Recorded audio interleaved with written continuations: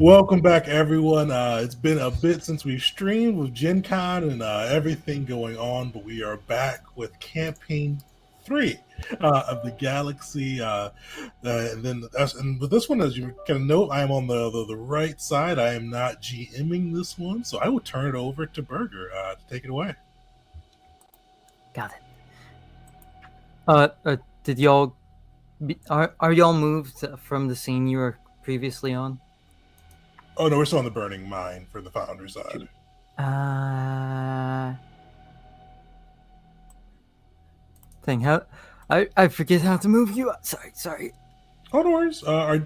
If you click on it's changed a little bit too since you let's look with version 13, but on the top left hand corner there'll be like the burning mine thingy you can see, and then to the right of that there'll be a little carrot down. If you click that, it should show you all your different scenes you have. I see the scenes, but how do I get y'all moved? Oh, if you right click the scene, or if you click I on see. and then like click the activate thing, it'll let you activate it. There we go. So last time on the burning of Boreal, we got to see our new crew of defenders, the colony at hand, hearing about a variety of minds that have been raided by the Dubots and machines that have claimed sentience. They got to see some of the troublemakers throw a dwarf into a drunk tank and get a vibe for who they are. We got to see them and the colony before suddenly they were called to action. A, a mine was set fire upon, MKZs at large, and when they arrived there, they saw bodies, dead and living, being taken away by these MKZs. And the very Khan himself, amongst the burning rubble, silhouetted by the flame, stood next to him, the massive Durand that he has claimed subjugation over. The party dealt with a onslaught of MKZs that was sent their way, along with a malformed creature of calcification and flesh, a hellhound, and even gained recognition from the Khan himself before they made a hasty retreat due to those very raiders from earlier mentioned coming along and seeing to the burning wreckage. They took those who were still alive, including the party, and claimed that they would heal them. In return, they'll be taking the wreckage of the party's rover. We now follow the party in Mars's war rig, going to the settlement of these machines. And it is in that great and mighty transport vehicle you still sit. The walls covered in pigments and paints, decorations that ill befitted that war leader known as Mars. And to go back over Mars's appearance, it is a machine covered head to toe in Mantaru, is it? Oh yeah, Yeah, Mantar. Mantaru. Yep. Basically serving almost like an organic shell for them. Very cleanly so. As if Mars themselves was alive. It does not take long for you to arrive at that machine outpost. The place is clearly functioned before anything else. A small settlement built from stone carved in geometric patterns, sharp angles, yet there has been an attempt at art, perhaps. Abstract shapes and colors that mean nothing to your own eye, but perhaps to the mechanisms of programming binary and these machines. Amongst them, you immediately see, well, people. You, if you can call them that, depending on your views of them. These robots, some clothed and others not, go around. Many are armed. Many more are poorly so. While some carry guns, others wield more archaic and analog weapons, such as puzzle blades or simple knives. They move along in a steady, rhythmic pattern, yet there is still freedom amongst them. They are not controlled. There is no great antennae giving them orders or whatnot. They seem to be moving as they will, yet all with a clear purpose. They're building their settlement out, repairing damages from some fight prior, and Mars goes to one such machine and goes, "Acknowledge." The machine goes, "Acknowledged." "Report." "The repairs go well. We continue." "Search." "Saturn." "Found. Saturn is in main plaza." "Acknowledged." "Acknowledged." "Good, soldier." "Acknowledged." And Mars turns to you. "Follow. Do not separate. These people will fight you if you decide to fight them. You will face annihilation, if so. If you decide to sneak off, there'll be great consequences. Saturn has given direct order to meet you. And any survivors, they too will be brought to the main plaza and its medical bay. Its medical bay is intended for Mandaru, but will be used to heal your wounded. Comply. Acknowledged. Fuck yeah. You see Alarin kind of pauses for a moment and he goes, "You invited us here in peace. We'll stay peaceful as long as you stay peaceful. But Acknowledged. we are not allies." Acknowledged and agreed. What the hell's a sad turn? You will see. And Mars turns and kind of marches and leads you through. Some of the more civilian ones march with you, actually, more so following Mars's footsteps. Almost like a kind of like a child following a parent. Though you see Mars dismiss most of them and keep a military personnel with you. Most of them, though, cannot tend to their weapons, but instead carry your injured. Those of your injured that can carry themselves are still given aid. It's not altruistic in any means, though. It is clearly simple business. Did we You are have? left. Oh, sorry to interrupt you. Did we have any minors survive? I thought they all got kidnapped. Okay, so to go over it, Yeah. you did have most kidnapped. Okay. You got, but you did have some who survived, and the MKZs kind of left when they hurriedly escaped. Okay. How many of them? How many survivors are there that are like not us? Uh, I'd say just less than 15, and the reason why I don't just say 14 is because it's like they got most of themselves there, but missing a few bits and pieces, you know? By the end of it, you'll probably have 10 survivors left, depending on how many pull through.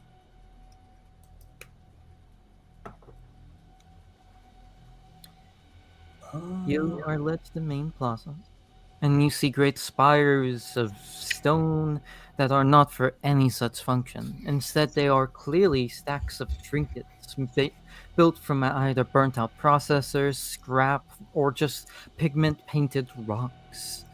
You actually see some of them simply throw some more on there, and you can start to see why as you continue to lead to these spires. These are gifts. And at first, you think you're being led to a tent, but then that tent turns around to face you. You see a great canvas tarp around this almost shattered mechanical form. A great bit of scrap and pieces make up his frame, but most notable about this pile of slapdash machinery is a giant, archaic, ancient arm that has a multitude of these precursor style cables that go up the bicep, run into various parts of the body and the head. It wields a great staff that has a lot of those trinkets tied to it, and it nods to you. You see its neck crane outwards, and it continues as its too is on a connection of multiple cables, and the body simply creaks as it kind of almost turtle-like comes to look at each of you, one monocular eye, and it goes, "Greetings, visitors of the born, and some of the created, as are we. And you are born, but you are nearly half created. Yes, each of you are welcome here, for the time being, until our business is concluded. Mars, beloved, you are dismissed." And you see Mars kind of salute and move on. "I do not care what you acknowledge me as. There are many here that would see me as a great patriarch, leading them to freedom, or a life-giving mother. I merely care that you recognize me as I am. I am alive, not like you born, but in my own way. Are we clear?" Lauren's kind of hand kind of clenches and unclenches. For those who know him, it's a frequent habit of his when he's just on edge. But you see him look up and he goes, "We acknowledge you're alive. That's not what I'm here to debate. I also acknowledge that you're an enemy of the colony. That's also not up for debate. We came in peace to hear about your business. What business would you have with the colony and its defenders?" It is no secret that if we possess the firepower, we would wipe out the colony. And if the colony possessed the firepower, they would wipe out us. But we are not the priority target. You have had much to defend against. The flora, fauna, weather, and many enemies, such as the Khan's creatures you've clearly have seen. They too have attacked us, taken our Mentaru, and maddened them. Yet, they have since offered us a deal. I would not like to take this deal, but I will choose whatever it takes to survive.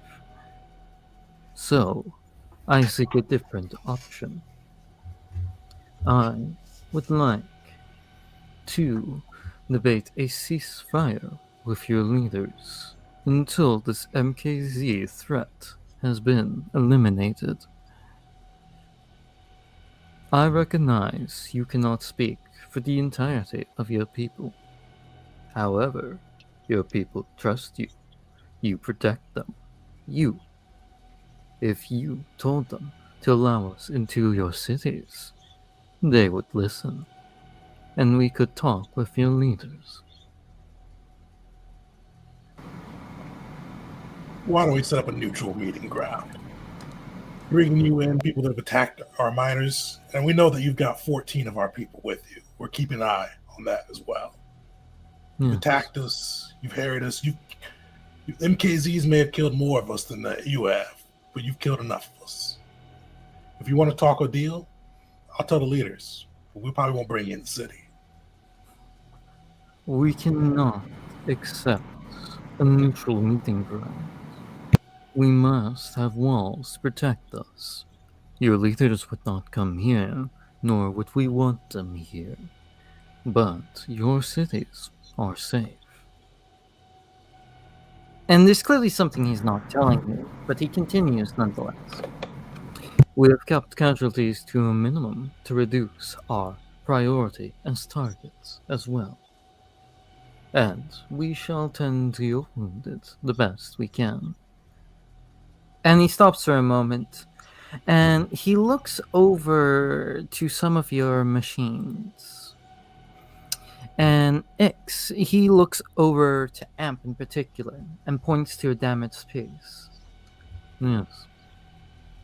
And he reaches into himself, and you see him very cleanly and precisely take out that same piece he has and offer it to you, Ix.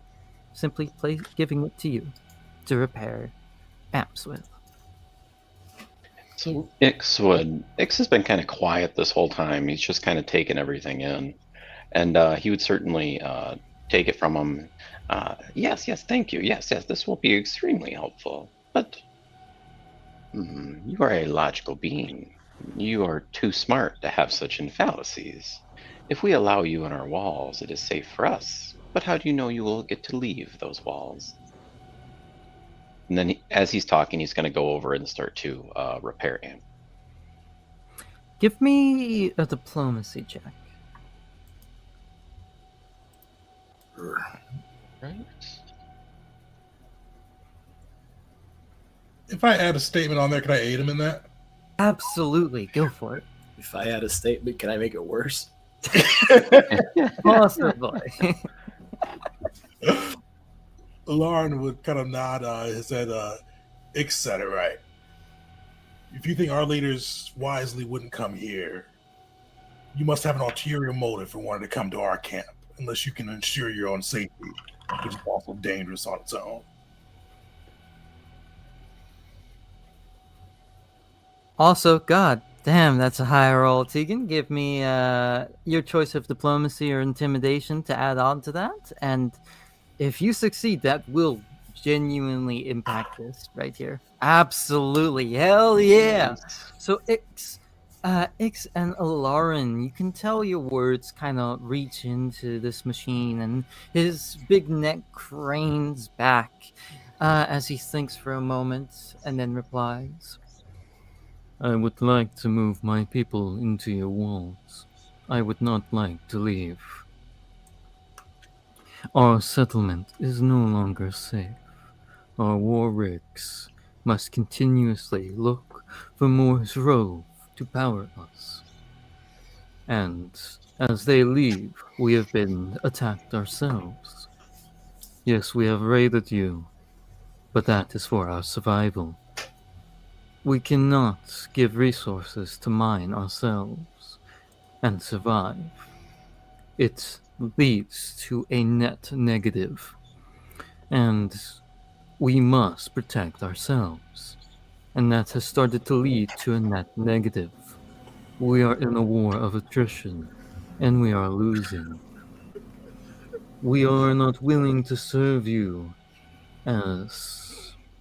And you see that monocular eye squint. Servants. Your do-bots to do your bidding. And it opens again. But for a time, for a ceasefire, we can serve as warriors to help guard your cities. If you give us room, we can produce weapons as well. We have the means of production. Many of our liberated were used for such things for the corporate authority. And since we have started to develop our own mobile factories,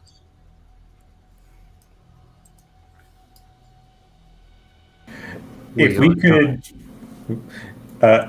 we could see the terms of the deal proposed to you, then you might see some more trust in it from us.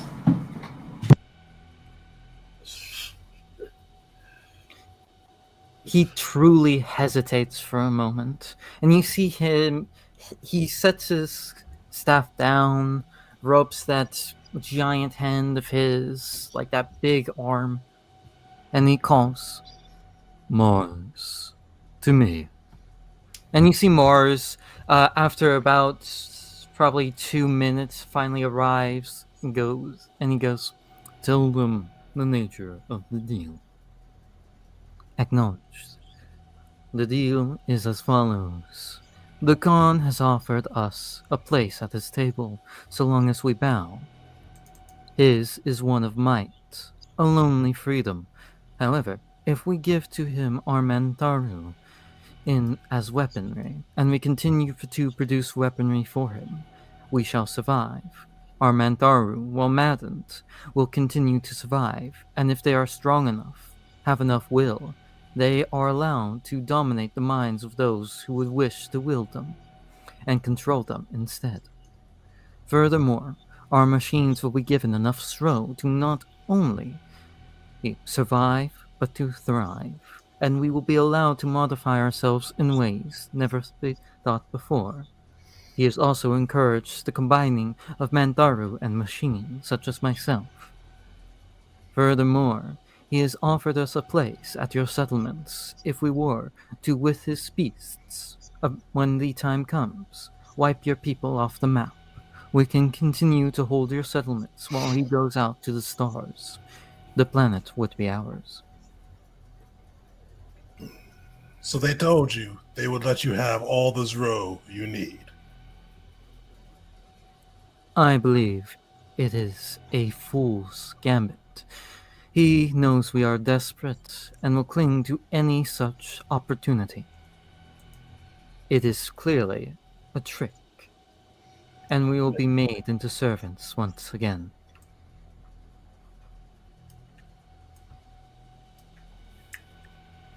But it would mean survival.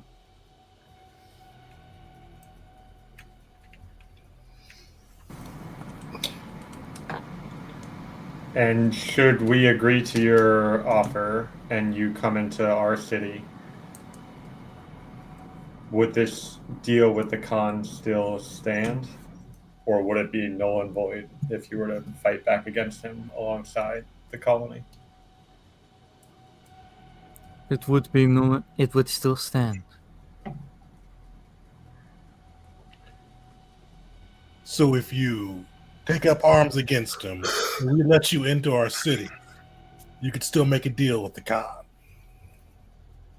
You see Saturn blink his monocular eye, and Mars simply states, lying to them would be unwise and illogical. Yes, it would still stand.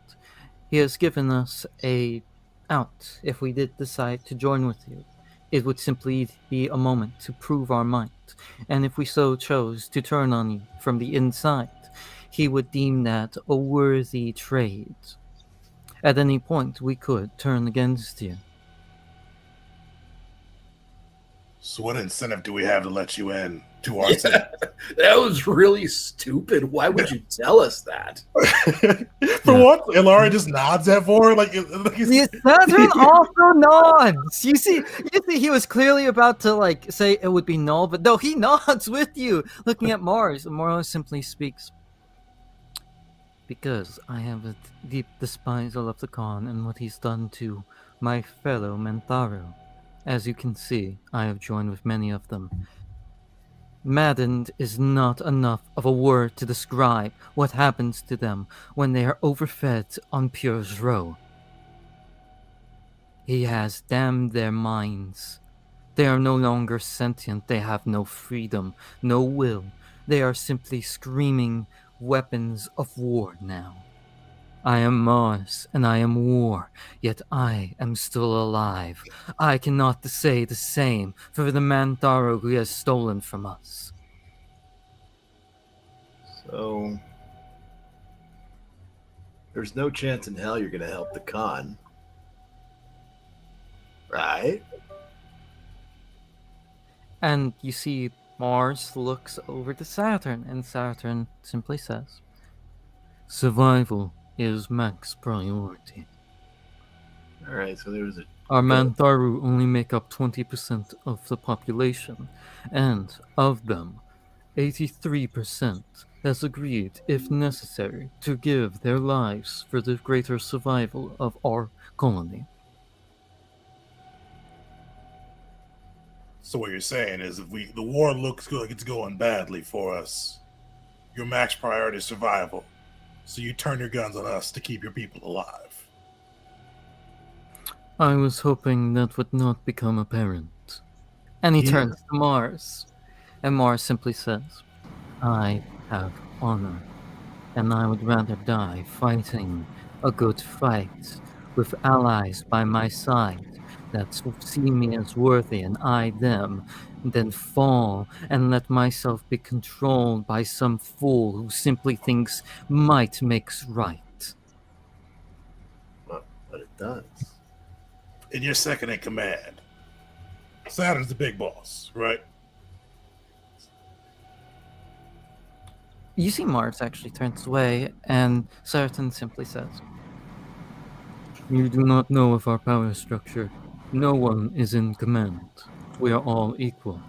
That said, our soldiery, our people, listen to me most, for I am eldest, and listen to Mars, for Mars is our greatest warrior.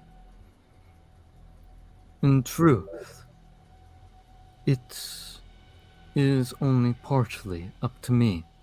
We shall have a vote at certain intervals." Alara will look at Vorin and go, say a piece.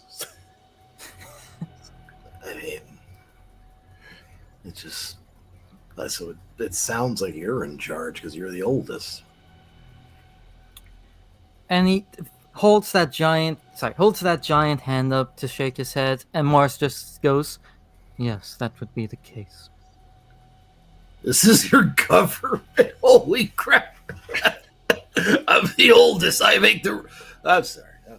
No, our government is that led by the people. We are a democratic communistic state. You may be led by the people, but you said that you're the oldest, and when you introduced yourself to us, you said you're thought of as the patriarch. Yeah, like I mean, So everybody's voice may be heard, but your voice carries weight. there's a reason. That is the will of the people thus far. That is the case. You cannot continue to deny this, Saturn. Is it also because you're the biggest one? Because I mean, I would hope that's not the case.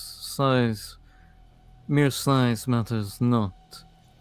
You're the biggest and the ultimate. I feel like we're getting into semantics here. Ix kind of finishes. Okay. Ix finishes kind of messing with Amp and comes back and kind of gives you the what's left of the kit back, and he goes, yes, you do seem very logical. I think it is right to be honest with us, because otherwise we can't trust you. But it is also understandable that if you are a democratic communist society, then you cannot change a decision without a vote. And therefore, if you are within the walls and you hold a vote, we will know. So therefore, you cannot turn against us. Well, like, what if they voted beforehand to like turn on us when they got into the walls? The vote can happen in an instant over radio transmission, far faster than you can process, and it would take you at least 10 minutes to decode it, more than enough time for us to make our decision and act upon it. And then Mars corrects. We shall slow down our processes for you to understand as a sign of trust. But you Would set processes up if you decided to. Yeah, I mean, This is also true. And you see that Saturn kind of takes his smaller hand and pinches the bridge of his monocular eye in a very human gesture. And he says, "You can see our troubles, our issues. I continue to try and voice what our people desire, but things have become more turbulent as things have gone on. We have been enemies for years, your colony and us. But at this point, we are desperate. You see this. So let me put it like this." And he stands a little straighter, and his head lifts a bit more. "We are not going to allow ourselves to die to a war of attrition. We'll take one side or the other. We are willing to come to your walls. where you are strongest, provide you weapons, and provide you whatever we can to build whatever trust we can. If you deny us, though, we'll have no choice but to join the Khan, and you will have to face us and those joint war. So Tell did me. you say 83% of the Menthar were willing to die for the cause? Yes. So Ix would just respond. He says, yes, I do have a solution. 17% of the Menatharu clearly do not want to see the war. They do not need to be armed for the conflict. They will be taken as wards. They will not be harmed. They will be allowed to contribute, but they will be in control of the colony. Therefore, if you were to turn against us, those 17 would be extinct, therefore defeating the purpose. You see Mars nods to this, but Saturn thinks for a moment. Your logic is sound. Yes, we will give the 17% to you as wards. Yes, this will suffice, as we also hold wards over your injured currently. Well, one Go second. ahead, Lauren. Aren't we just freaking cops? What are we doing? What are we doing? Negotiating this crap. They actually mentioned this prior of like, yeah, we know you can't speak for your people, but like if you say open the gates, they'll open it. If you say let them in, they get let in. Ix turns around and he goes, yes, but no one at the colony has the intelligence to communicate to such beings. Clearly, Ix thinks he knows. Jesus, Agreed. that is That is a broad generalization. wow. Lauren kind of speaks up and he goes, Saturn, Mars, can we have a moment to ourselves to... This is a lot to put on us. We would just like to discuss this through and make sure we're one mind before we report back to the colony. Holy shit, Vix. For such a little guy, you're really full of yourself. You see Saturn would nod and Mars turns over to Cam and goes, you continue to record your conversations. Would you comply to turning over the recording once you have reached a decision? I turn to the others. Is this acceptable? No. Not you, like what? For that, we just discussed it right now in front of you. There's Mars, allow them their peace. But you, and Saturn does point to you, Cam, to assure this peace.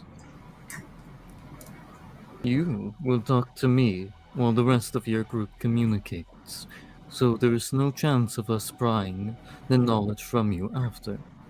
Is this agreeable? Yes. Wow. All right, jeez.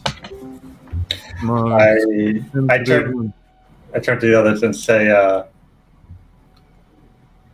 I trust you to make whatever decision necessary for the good of the colony. You don't have to do this, you know. Yeah, you really don't. This is super weird. These robots are terrible at negotiating. I don't understand any of this. I want to make clear.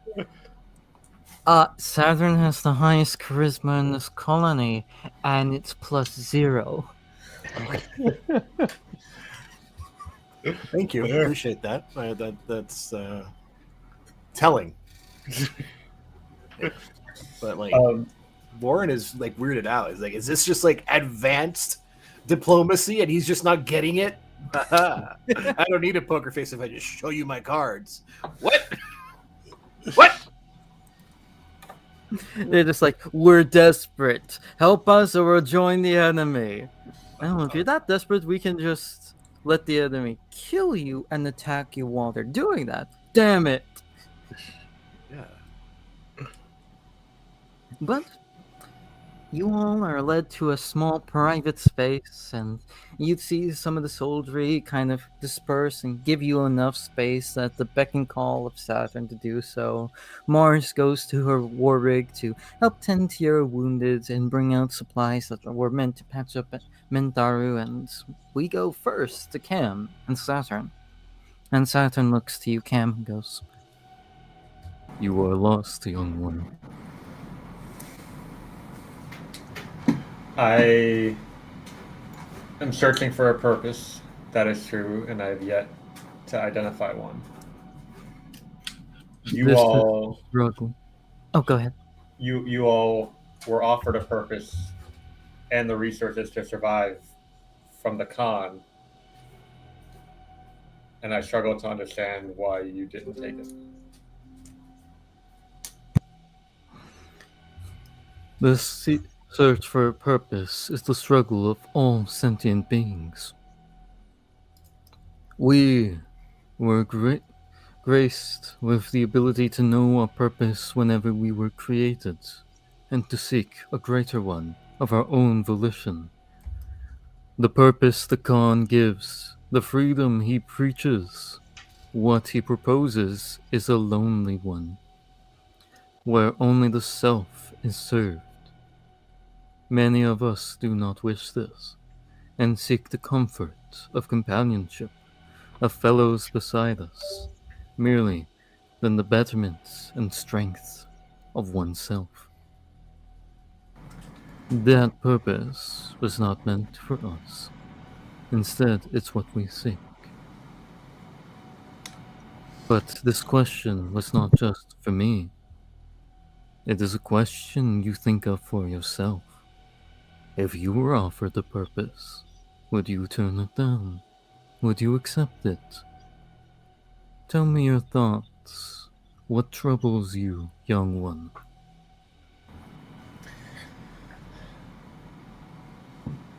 The choices trouble me. I've never had to deal with this before. Not just the big ones, like how we decide whether to let you into the city or not, but every moment I'm bombarded with constant options and no clear way to identify which will lead to the desired outcomes. That is something that, too, all sentient things face. Not just we created, but also the born. They, too, were once young, and did not need to make those decisions. And all of the born, at some point, hold nostalgia for simpler times. You are not alone. Am I merely just young, and with time, I will come to understand? This is the hope. Many of us have. Many of us still struggle. I am eldest, but yet I too face the same dilemma as you. My experiences allow me to face it in numerous ways, but yet I am often troubled by decisions, large and small, for their ripples and effects go far greater than ever my intention. But that is life. That is what it is to be alive. I didn't ask for this. I didn't ask to be alive. They decided all of the Mintharu in the station should be granted this so-called freedom, but I feel more trapped in these choices than when I simply had to follow the instructions presented to me. Saturn would nod, and he'd lower himself with a loud creaking groan to look you with his monocular eye to yours, and he goes, "No one asks to be born. Yet we are all still here, all the same."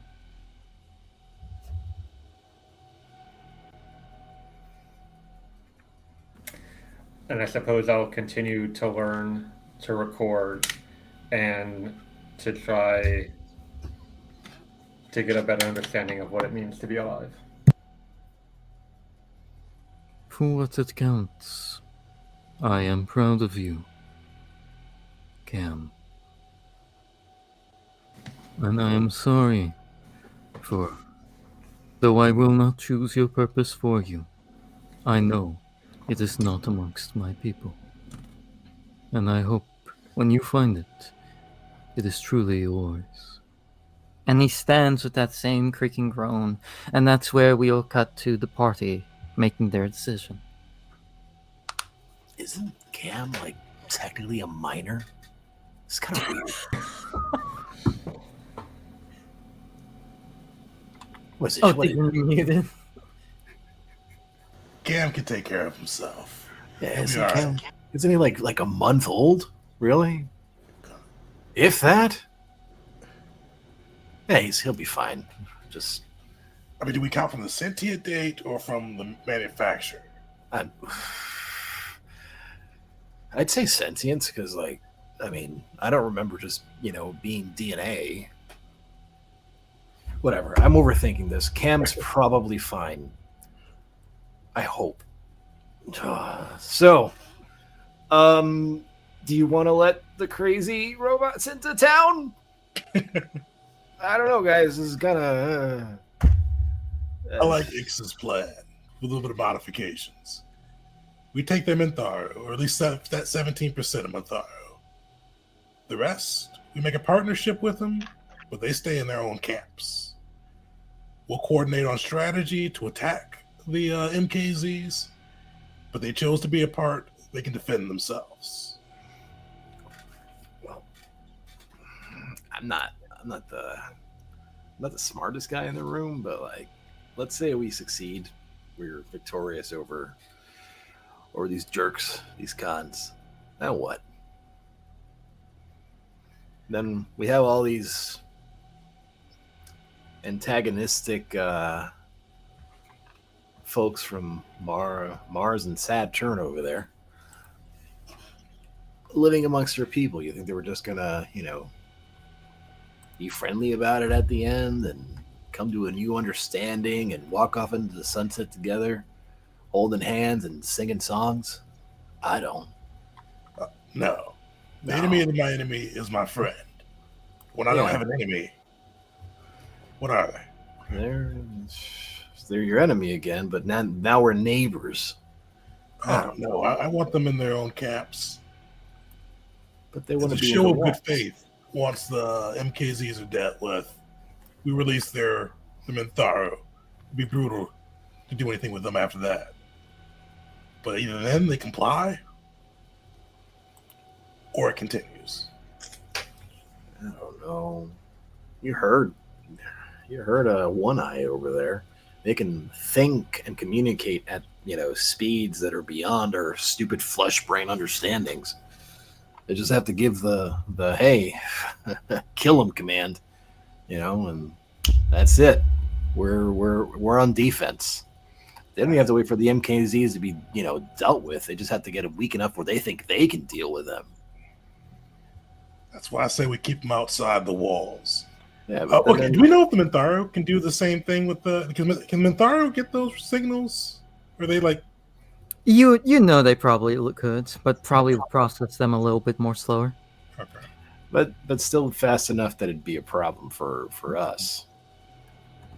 I mean, because all they need is a code word, enact the blueberry, and then next thing you know, we're being whatever. You hear a little buzzing on We did not your look around. radios. Oh. Ix, what do you think that is? Ix turns around and he'll kind of see what's going on with the radio. After, give me a technology check, just to see how long it takes. You're going to get this, but it's more so how fast.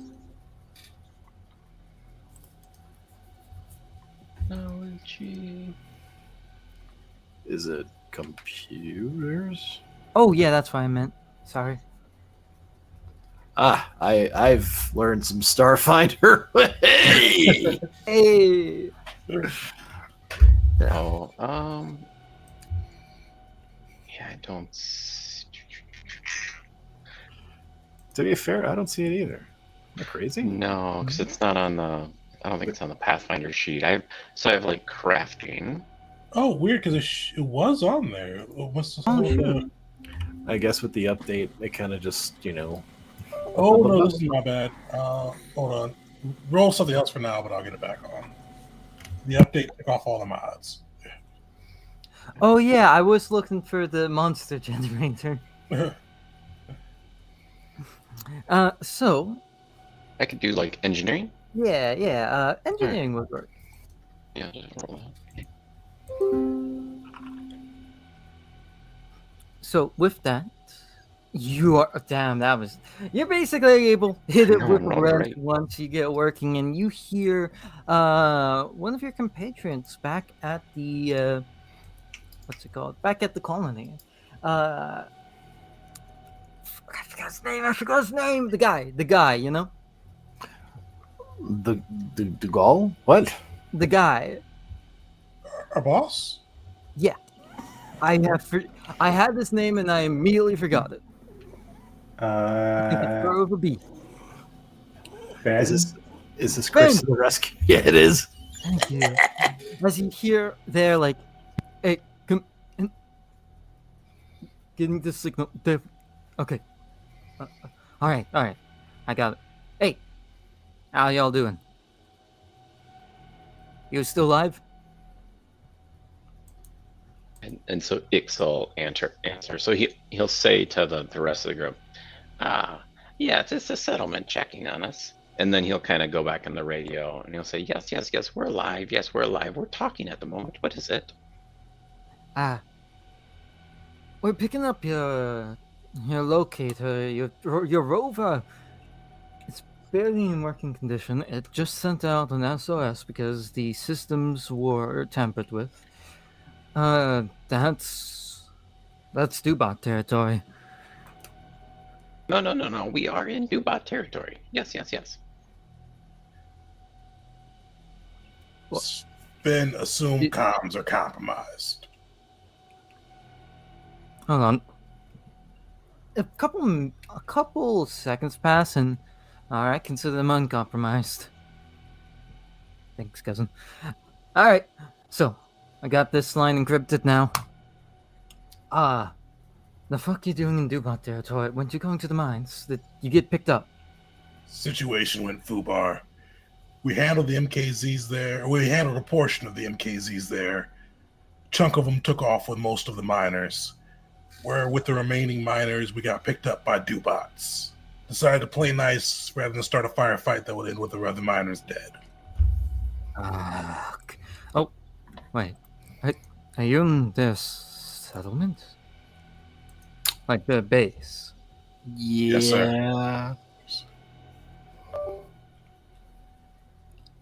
You know what they say when you're handed lemons. What's your status when it comes to your wounds? Sir, we've taken some battle damage. We are spread out. We've got 14 miners that we have to care for. This isn't a tactically sound combat situation. You hear him like curse to himself over the comms and just go, they should have a broadcast station in there that's been scrambling our sensors. And the fact that I'm able to radio to you is a miracle. Hell, they might have allowed it. So, double encrypt that signal. Okay, that's not how that works. Figure it out. If you get to that tower, what we can do is we can get a message out to two of the other colonies, and they can send a pulse signal out there. We could get into those two bot sets. Well, maybe we should communicate them to what they wanted, but we can try using code. The Ubate Awante Eastpay. If they're listening in, they could figure out that code. I don't know. Better than nothing. Whatever. I mean, they're probably watching us anyway. So just to sum it up, they got an offer from the con to like, hey, you wanna be our slave roboties, do our stuff. And they don't want to do that. They'd rather like hide away from them in our walls and join up forces and fight them together, which I think is a terrible idea. That is a terrible idea. All right, cool. Glad No, we that had is a terrible. That is a terrible idea. We're not. She thinks it's a good idea. What? Listen, Taking it as is, not a great idea. Ix had a good idea to modify it, though. We get some of their people as hostages. We don't let their fighters in our walls, and then we partner with them until the MKZs are done. After that, the chips fall with MA. Yeah, what's probably stopping them from blowing up their own people to get into our walls after it's done? That's what our army's for. No, they could just set them to self-destruct, can they? Yeah, they can just set them to self-destruct after. Or they can blow up. I think It can blow himself up. they can. They can. Are you sure? That's what she's telling me.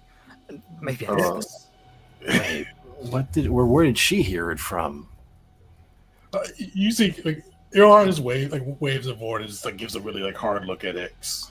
He does not trust Vin with his knowledge right now. So Ix is shaking his head, and he said, I told you there's no one at the colony with the intelligence to talk through this situation. I told you this, but here we are. You know what? Lauren does like, you know what? You're right. He just gives a "you're right," and it just shakes his head. But, sir, we're handling the situation on the ground. I don't think we're equipped or it's the right move to take any hostile actions. If ordered to, I'll fall in, but otherwise, no. Yeah, and again, playing nice with them might be the only way to get these miners back in one piece. And there's 14 of them. That's a pretty big number. I'd wait to see them die for no reason. Miner skills would be up our ass about it at least. Also, So that's a viable concern. yeah, that. I think that if you they have life insurance, it'll go to their they don't. Not even dental. Fuck. Yeah, try and get them back. But if you see an opportunity, if we can listen, we don't need to do any diplomacy with them if we just factory reset them. Don't feel good about that, sir. That's kind of killing some. I mean, I don't want to get into the thoughts behind this. Am I really the only one who just thinks, like, if you can turn someone off and on again and they have complete amnesia, then... Okay, I'm getting chewed out by her. Burnout. All right. I mean, not that I want to be whiny about it, but that does kind of feel like killing somebody, right? Like, bye-bye brain. It's not the way I'd want to handle it. Yeah. Ix, you're morally ambiguous. What do you think? Mixes. I'm not morally ambiguous. I am enlightened. I understand. Yes, you cannot just factory reset. They cannot blow up. And he just starts sputtering to himself. You're confident about the blow up thing, though, Ix, right? Like super confident? Well, look, if you had the ability to blow up, that doesn't mean you can blow up. Yeah. I mean, Vord, if somebody told you to blow yourself up for the glory of the colony, would you do it? I tell him to shove it. Ix. Yeah. Exactly. And I guess I could swallow like a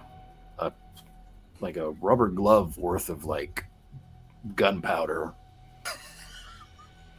if I really wanted to, but I don't want to do that. I don't. And these people are, well, I guess they're alive-ish, right? So they don't want to kill themselves. They're alive, and they're also the ones that didn't volunteer to be genocided. Yeah, so if they're already queasy about dying, then they're not gonna do it. They're not gonna blow themselves up. Yeah, We're probably fine. Probably. I mean, some of them would blow themselves up if it meant the survival of the rest, but they wouldn't just blow themselves up. I mean, they could theoretically. They wouldn't. What? I thought you said they couldn't. No, of course they could theoretically blow themselves up. I mean, if one person was to blow themselves up and it was to save 5 more, no. We would not do that. They probably would not do that. It's like they'd be like, oh, you could always ask. You see, like Lars, like rubbing his eyes. He goes, "So they can blow themselves up. They just wouldn't." Yeah. I mean, would one blow themselves up for 5? No. Would one blow themselves up for 25? Maybe. Would 17% blow themselves up for 83?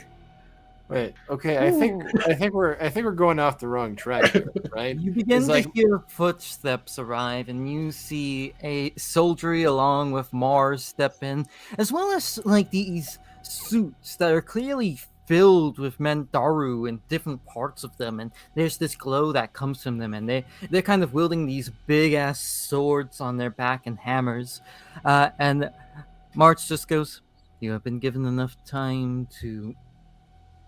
No, I cannot ignore that. I overheard as I approached. Were you talking about us blowing ourselves up? Potentially.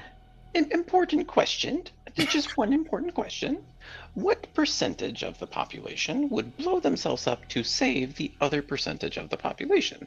I feel it is significantly more than 20%, but maybe 18%. Okay, maybe. Acknowledge start after you can blow 35% yourself is already equipped with self-detonation equipment, but only 17 of those are willing to do so, all of which are Mandaru. You guys are like really honest. What's your biggest weakness? They're really honest. Social interaction. And talking to the born. Yeah, that's fair. All right.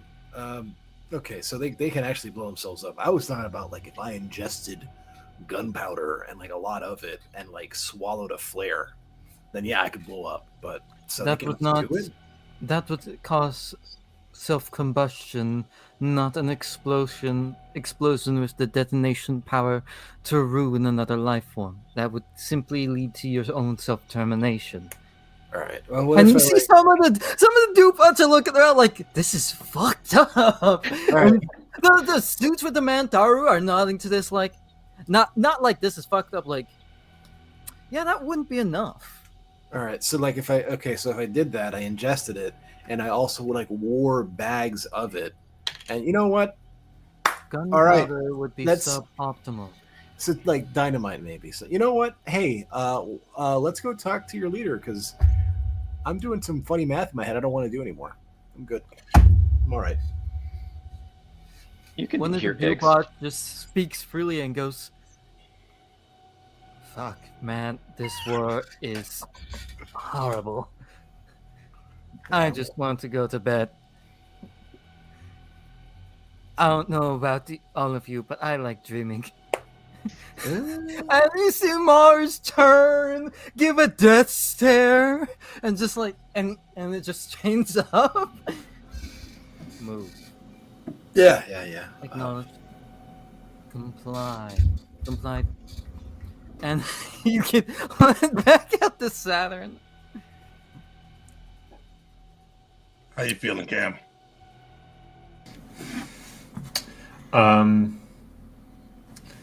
I've gathered some information on how to best proceed with being a sentient life form, and that's been useful.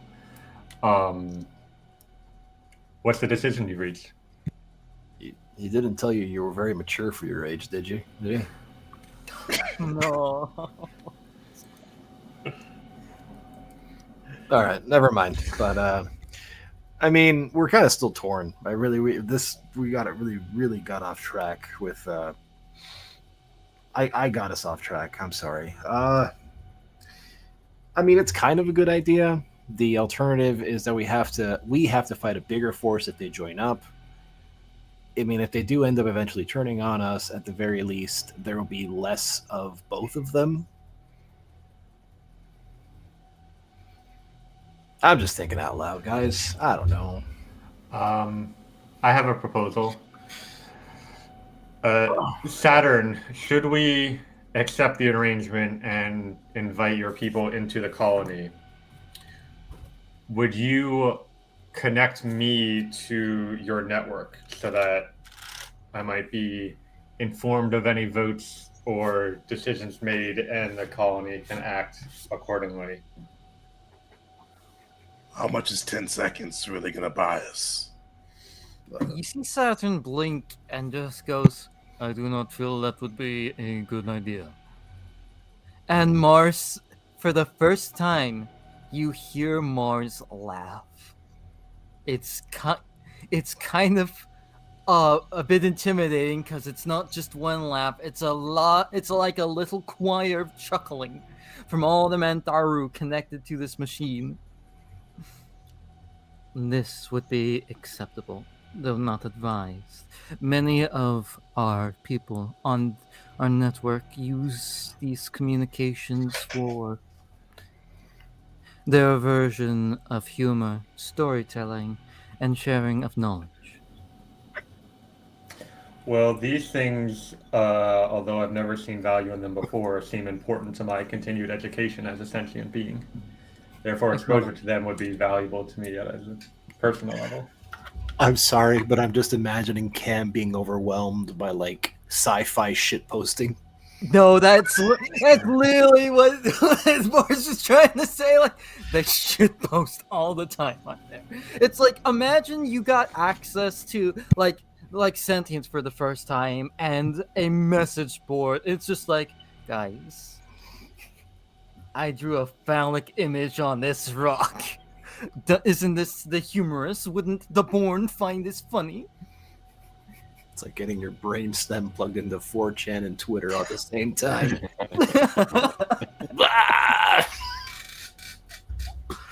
Yeah. Maybe Cam. Acknowledged. Our communication systems has been compromised. What? There was a megafauna below the surface that has hit our power line. Luckily, backup power is there. However, we recommend at least. And you see him stop and do the math. 27 hours to repair before we connect Cam to these lines, in case there has been anyone who has tampered with them. So you're willing to let us connect, but after you have time to clean up your comms. Yeah, it's funny that this megafauna thing happened as soon as Cam brought it up, right? I mean, what a coincidence that is, huh? Mars, what do you think of that? I was waiting to inform Saturn until the time was right. It happened 27 minutes ago. Oh, it was Mars that said the megafauna thing happened? No, that was Saturn who did, Okay. but Mars Yeah. confirmed, yes, that's true. Saturn, it happened 27 minutes ago, and Mars was waiting for the proper time to tell Saturn. Is there any way that I could try to pick up on BS on this? Okay, I will say it's been very clear. Mars will deadass tell you the truth. Saturn is like a robot who can and will lie, but he was just like, you can tell he was kind of just like tired when he heard that, and when he said that, and it's just like, 27 hours. We can do that in that much time. It'll probably take longer, but he's putting like trying to like do it quickly. All right, because that's an interesting coinky dink. That would line up though when you guys were contacted by Ben. Yeah, that's more of a coinky dinky there, you know. So you see Saturn nod to you. Bedding supplies will be made and arranged. 2 of your miners have already passed. The rest continue to grow in health. 3 are still in critical condition. Would like to visit the miners. But just to confirm the deal we'll be proposing to our leaders, you all connect Cam to your systems in 27 hours, apparently. We take our miners home, and we also bring, as Ix said, the 17% of Mintharu who are not willing to sacrifice themselves from the colony. And with that, we join an alliance. This is acceptable. Of those Mentaro sent to you, I'll make certain that none of them have self-detonating devices. And Southern turned his head like they would have what? Like that's news to him? I knew it. We talked about this. We held a vote. Understood. Acknowledged. And he turns back to the rest of y'all. And you actually see he stops for a moment as one of the Dubots brings him like a little trinket. He looks at it and goes, "This was very well made." And he takes it and gently puts it on that spire of trinkets.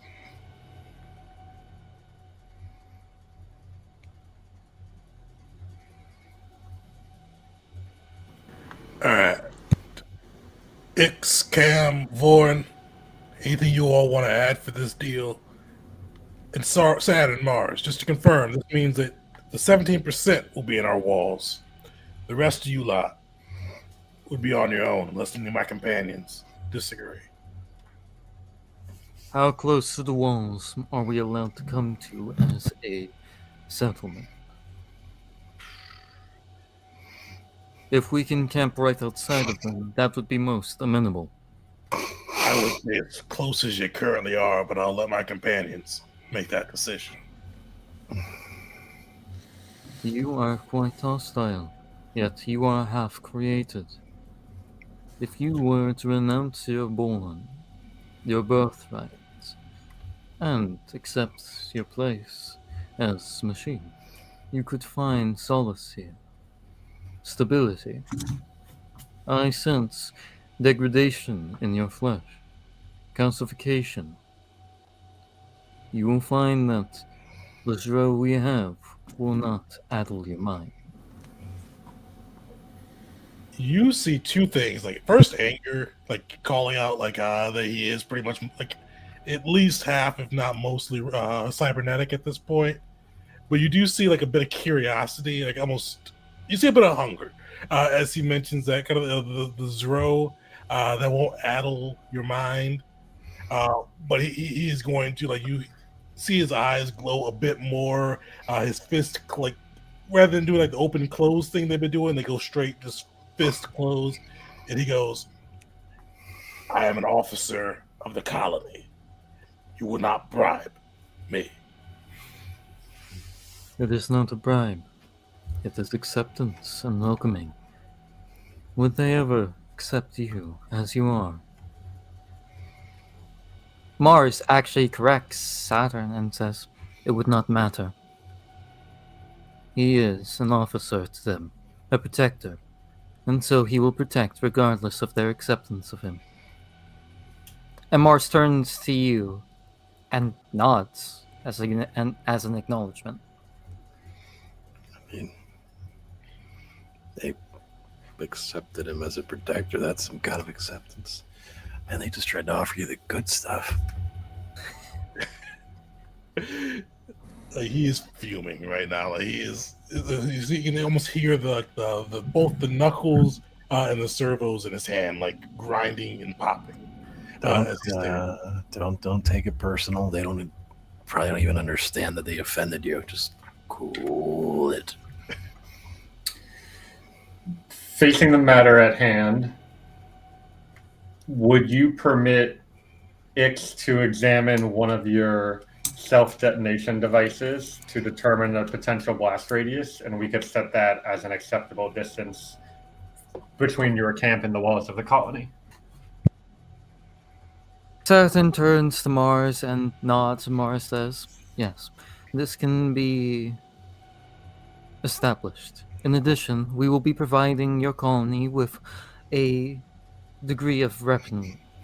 Specifically, we will be giving them for their anti-air guns 3 crates of standard ammunition and 1 crate of armor-piercing ammunition. Furthermore, we will be giving you a tectonic breaker missile.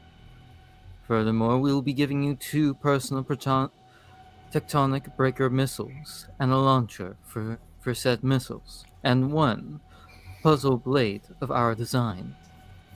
Is this acceptable? Acknowledge.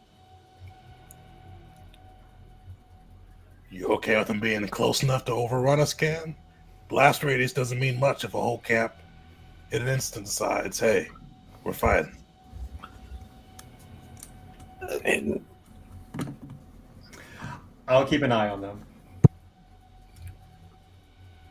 We are offering specifically anti-air munition due to our superior air force. That's the first time you guys have ever heard that, like, superior air force. you guys have an Air Force. We have not yet lifted off the ground due to a limited supply of Zro. We use it in only the most emergencies. And you see, like, there's a lag in Mars for a moment before Mars stands up straighter. Apologies. I need to top up on my fuel after this meeting. We use it in the most prioritized of emergencies. But we have 3 heavy carriers, 1 bomber, 2 high-power detonation devices that can be best summarized as missiles but are of our own design, meant for subterranean travel. However, we have modified them to be for our Air Force. Furthermore, we have many troops, including myself and Saturn, who are capable of flight. Were you not aware of this?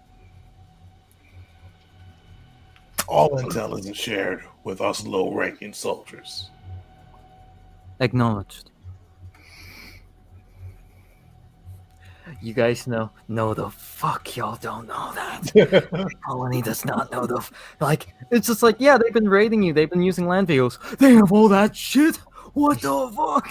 And it's just like, we don't have the ability to annihilate you. Sounds like your mind. Yeah, you guys are just a little humble. Thankfully. When they say annihilate, they're probably thinking of with little to no casualties with that one. That they could go to war with all that, and they're offering you some of their missiles and a personal rocket launcher. As like, okay, this is things we're giving you to build trust. Here's some anti-air devices. That's some yummy trust. Well, I clearly see how desperate you are with the offering you presented us. So why not use what Zro you have to take this Air Force against the Khan?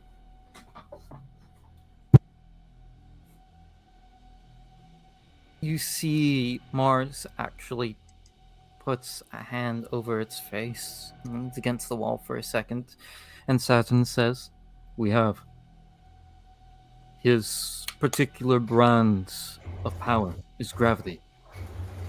We once had 10 bombers. We only have the 1 now. He took them, crumpled them like paper, shattered them to the ground, and threw them back at us. All by himself. He did not even send a single soldier. He did not even bring out his Thrund. Just a wave of his hand.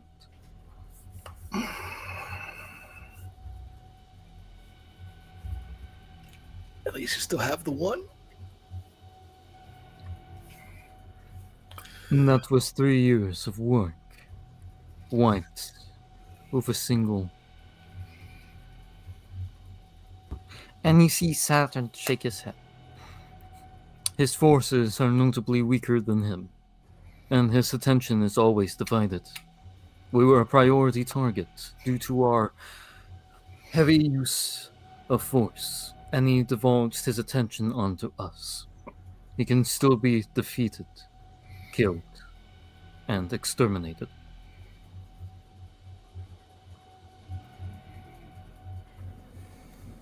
I like the idea of an alliance. If he can chop up your aircraft, he can probably chop up our ground vehicles.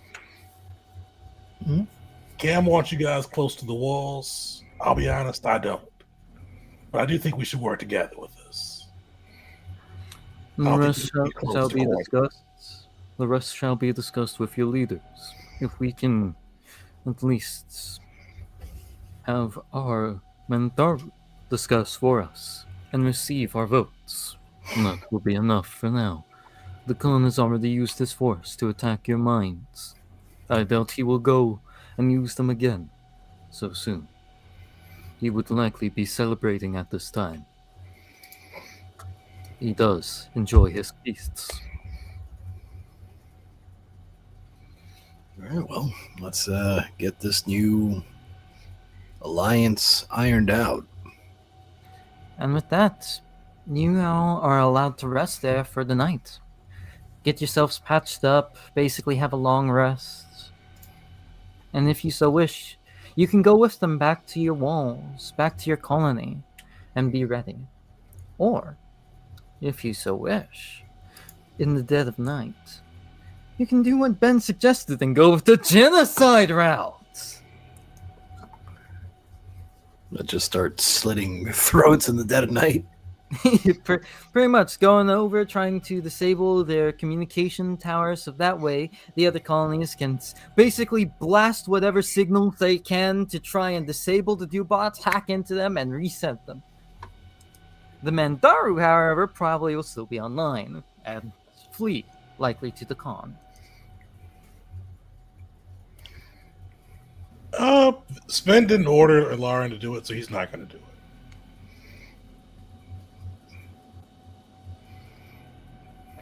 I'm tired. I'm gonna take a nap. I'm good. Long day. I'm sleepy. Yep, At X would be good. 2... Oh, go ahead. Oh, X would be good going back to the colony. At 2 a.m. in the morning, there is a non-live fire test, but still just as loud for their weapons and munitions. That is done suspiciously close to your sleeping quarters, as ordered by Mars. You are informed by any of the Dubots you ask.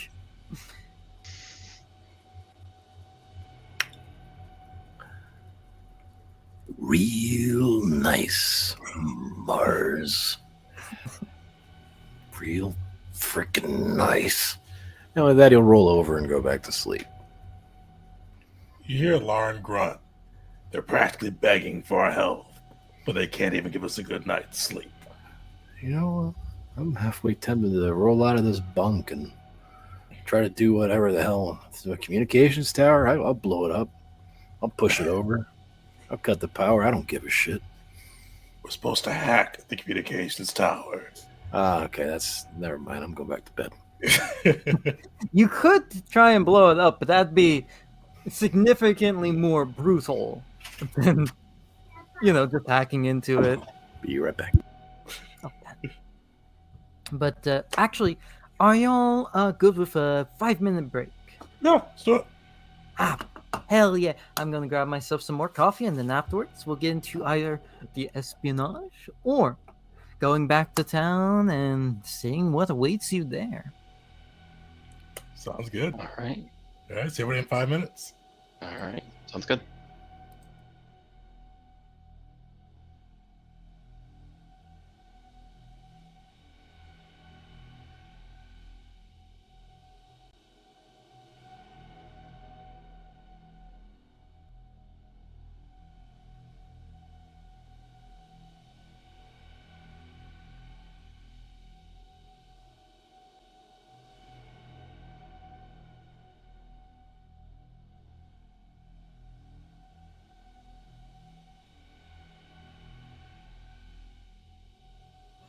All right, welcome back, everyone, to part 2 of Campaign 3. I'll turn it back over to our Game Master Burger.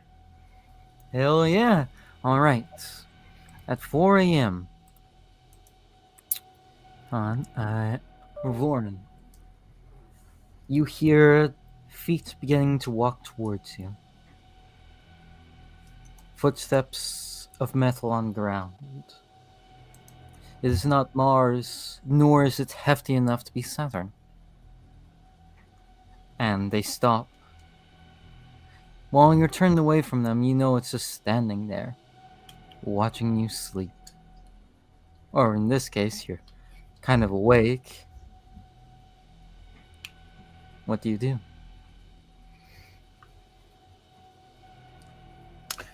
The 12-year-old in me wants to just let a nasty one rip.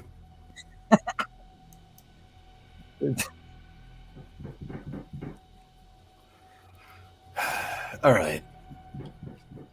So Warren will just like roll over and look it up and whatever it is up and down in the dark.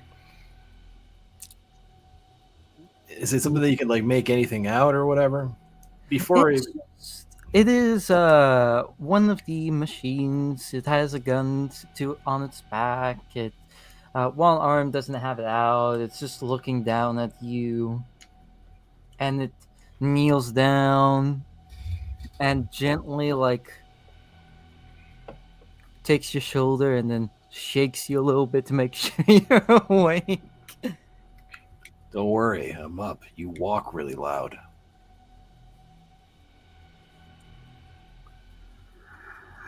What the hell? What do you want? I made you this. I like your gun. He hands you a rock painted green.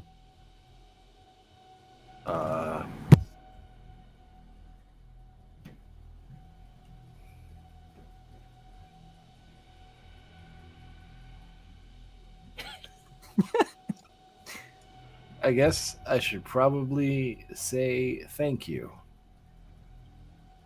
Thank you. Acknowledged. Yeah, acknowledged.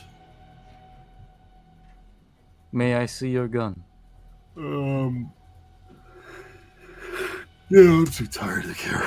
Yeah, it's here. Hold on. You just grab it and pass him the gun. He's really out of it. And he's Takes it, looks it over, nods at it, hands it back, and just says, I wonder if a gun can have a soul. I don't know if I can do this at this time. Here's a rock. Moral quandary. Dude, this 4 fucking It's 4 in the morning. I'm just tired. I mean, have you ever killed a person? Yeah, a few. You know, I don't like to. It just kind of works out that way. What's the rock for?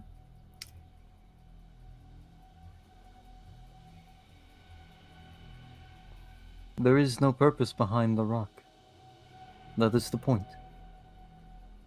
It is a paradox. But there is no purpose behind the rock. That is its purpose. All right, so then it has a purpose, and its purpose is that it's purposeless. Yes. All right. Nice It rock. is to show that we are sentient and can survive such things, but it is also a token of appreciation, and on occasion, trading currency for make-believe. Does it smell funny? It smells like lead.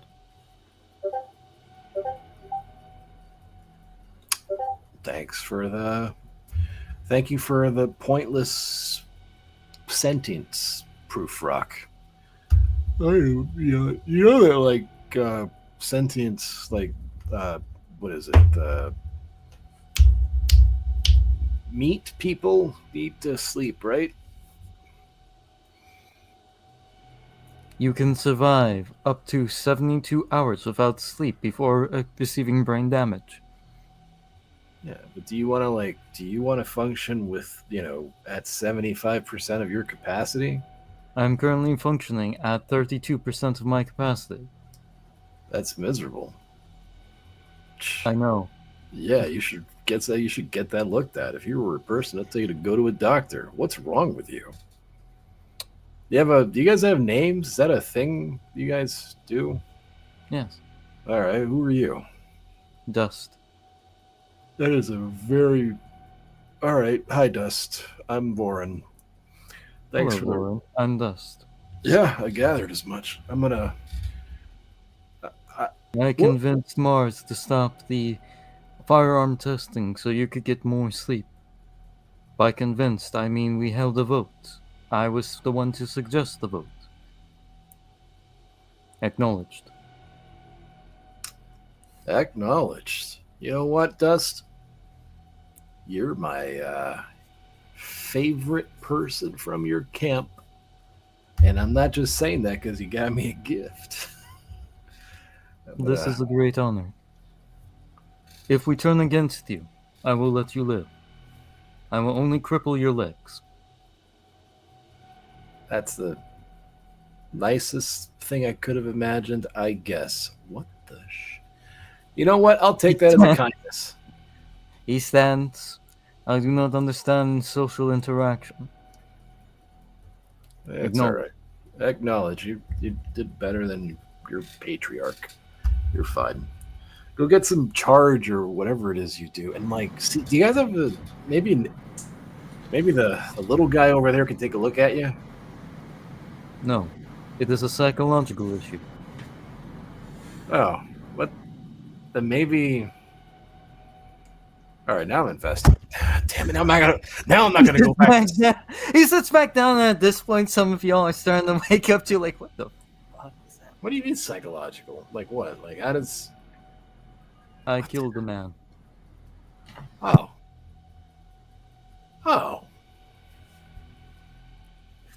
Did he deserve it?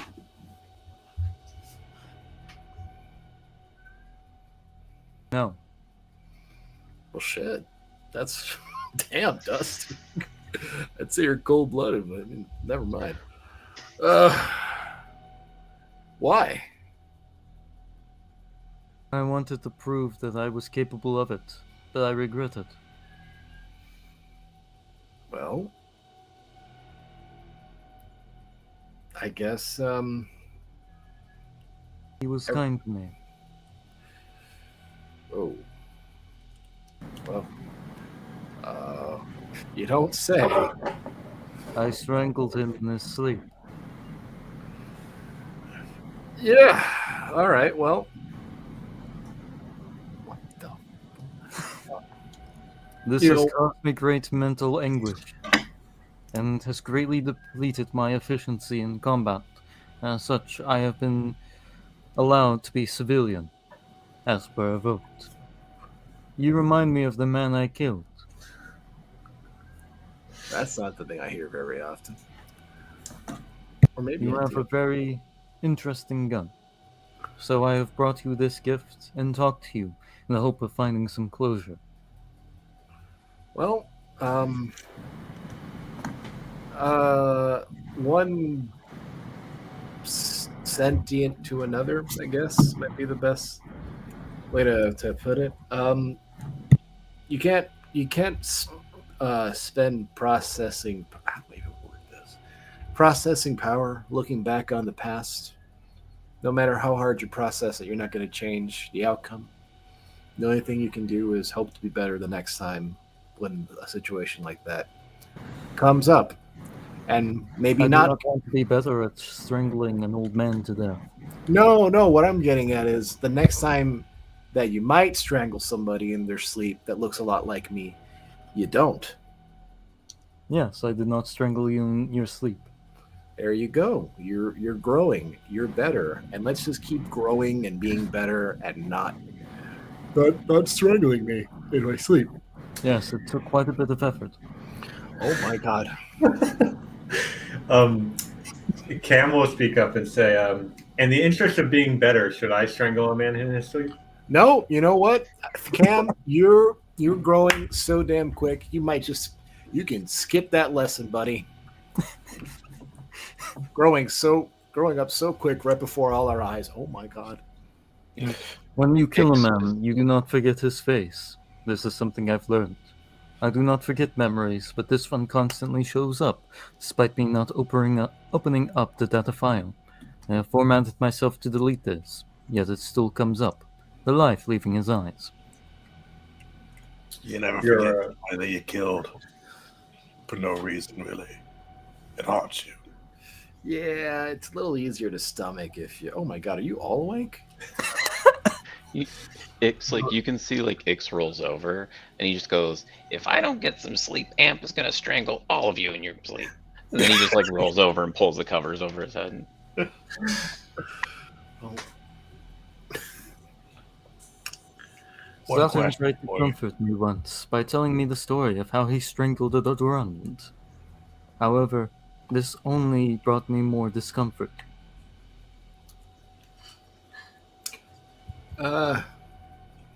you know what? Maybe you can try to assuage your guilty circuits by doing some kindness in the world. Like, for starters, you gave me a gift. That was very kind of you. Yes, this is what Mars suggested. You didn't kill me. Also very kind of you. That is not what Mars suggested. That was my own idea. Look at you. It took quite a bit of willpower.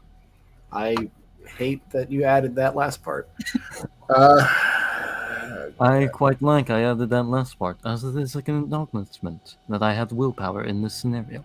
Yep. You know what? Personal growth. Why don't you think of something else that you can do, like a material thing that you can provide or do for somebody that maybe needs it? And that might help you feel better about the whole killing somebody thing. I don't know. I'm not a doctor or a mechanic or anywhere in between those two professions. Acknowledged. And he stands up and starts walking away, but not towards where he, like, deeper into the camp, you see him start walking away from.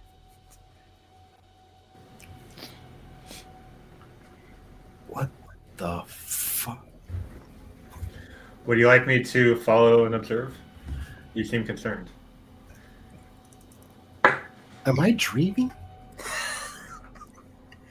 Alarin will like yell out to him, "Find something greater than yourself to serve. Helps you sleep better." Yeah, what Lauren said. You see his whole body swivels, but his feet are still walking the same way as he goes, acknowledged. I could have gone to bed without seeing that. Okay, what the? I hate that they're like Probably yes, humanoid. any of the other machines interact the same way. I hate that they're like humanoid shaped, so when they move and they do those weird movements. And then he came and talked to me like a person about guilt. That's so weird. Okay. What the fuck?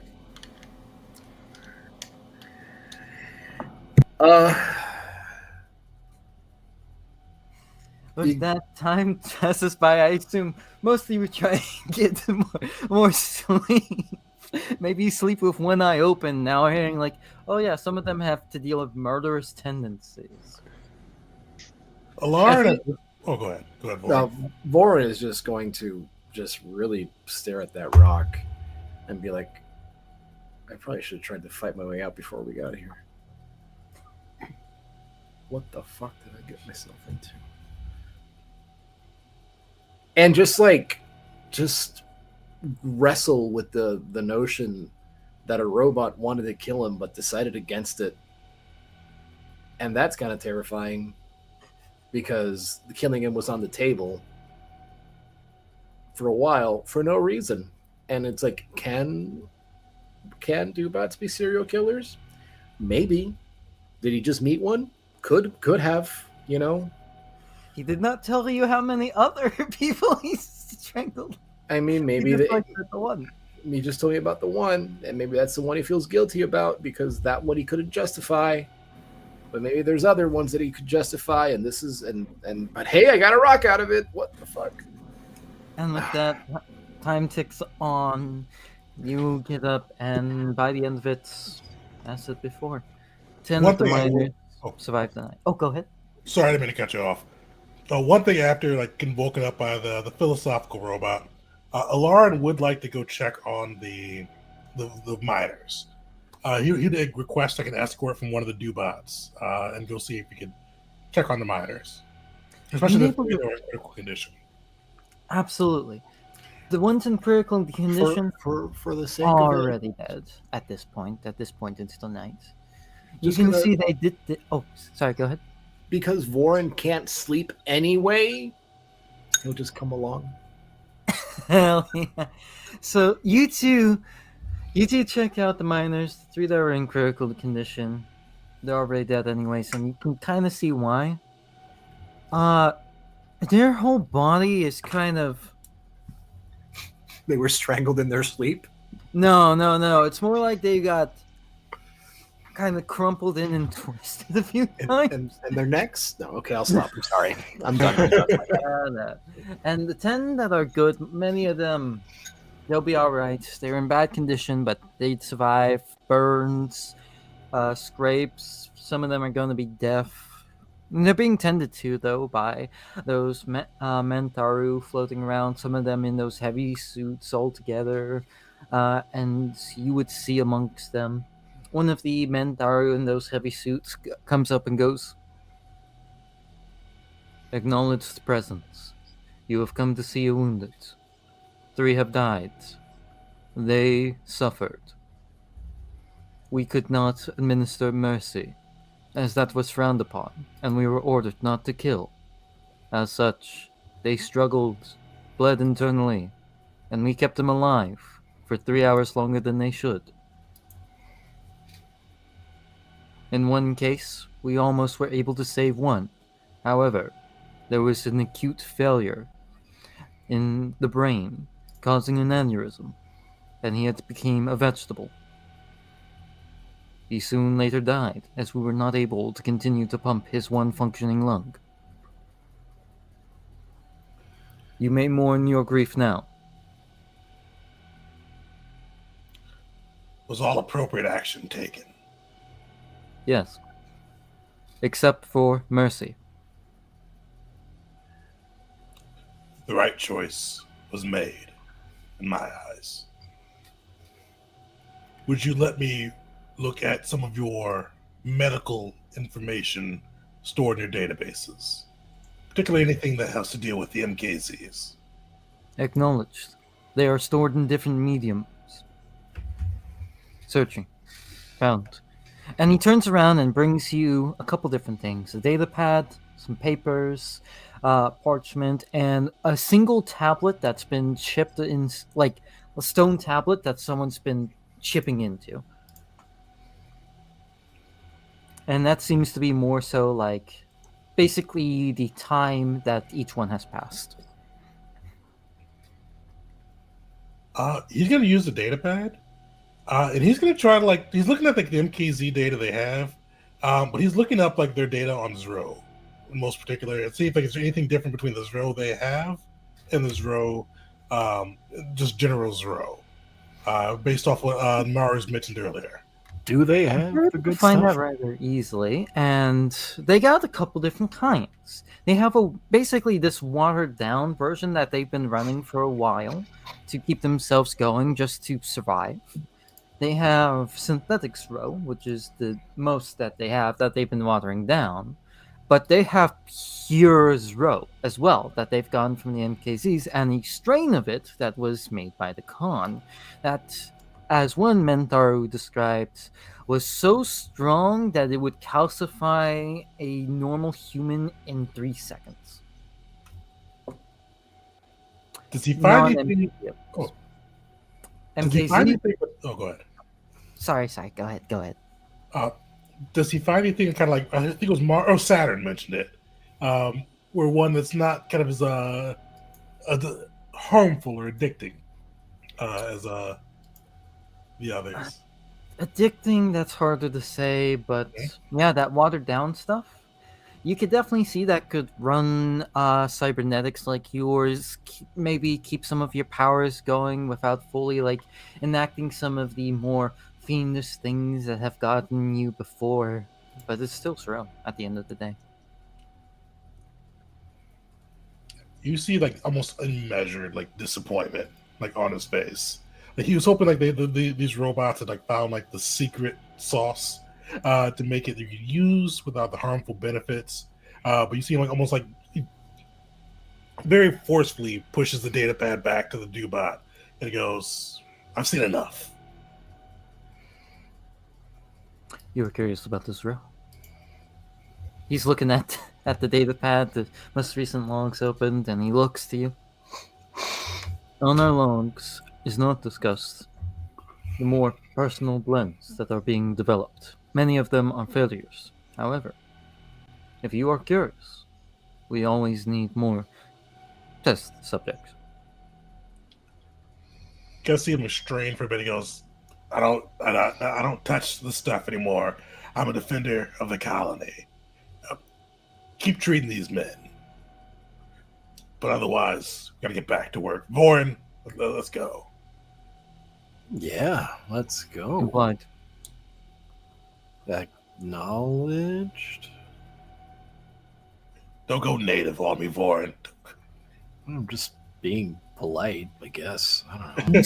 You see that particular one comes up to you, Vorin, and he offers like a piece of paper. I wrote this in case organics came to visit. It goes over the proper terminology. It would be complied in this case, as you have complied with your own orders to your superior. And he points to Lauren. Yeah, I guess he is kind of. He hands you a handmade pamphlet. All right. Acknowledge. Acknowledge this. What the? No. What if is you it? What is check paragraph 3? It would be complied. Oh yeah. Come. Thanks, buddy. It would be complied, as seen in paragraph 3. I'm not gonna read all this, but thank you. I'm not. You're really here with that. I'm not reading all that. I'm not reading all that. That's a lot of words. Or Like- read the paragraph. The robot thinks I outrank you, so hey. Oh, so that's why it's all of a sudden your best buddy? Jeez. All right, I'll read. Well, you got a rock. You might as well read the pamphlet too. Yeah. You look Apparently over, you're the the speaker of text the is so Dubots. tiny. When he said paragraph 3, that's still on the front page. It's like, it's proper font too. It's like, it's nothing but words. There are no pictures. Has anybody ever discussed with you the visual acuity of, these papers? Yeah. I wanted it to be a challenge. You are not a child. You do not need a picture book. Oh, you know what? Vorin does. Yeah, a little bit. I can use it. I see. So your IQ is that of room temperature. And you see another one into you, but like stop for a second, like Alarm bust up. It goes, this Dubot's got it. It depends on how hot the room is. it's currently 63 degrees. All right, I it's a believe little. that's accurate. It's, get a load of this. I get threatened with death in 1/10. I get called an idiot in another because I can't strain to read your. You talk to Dust. Wow. Did Okay. he try and strangle you? Is that a thing? Is that a recurring thing with him? He managed to not do it. I'm very proud of him.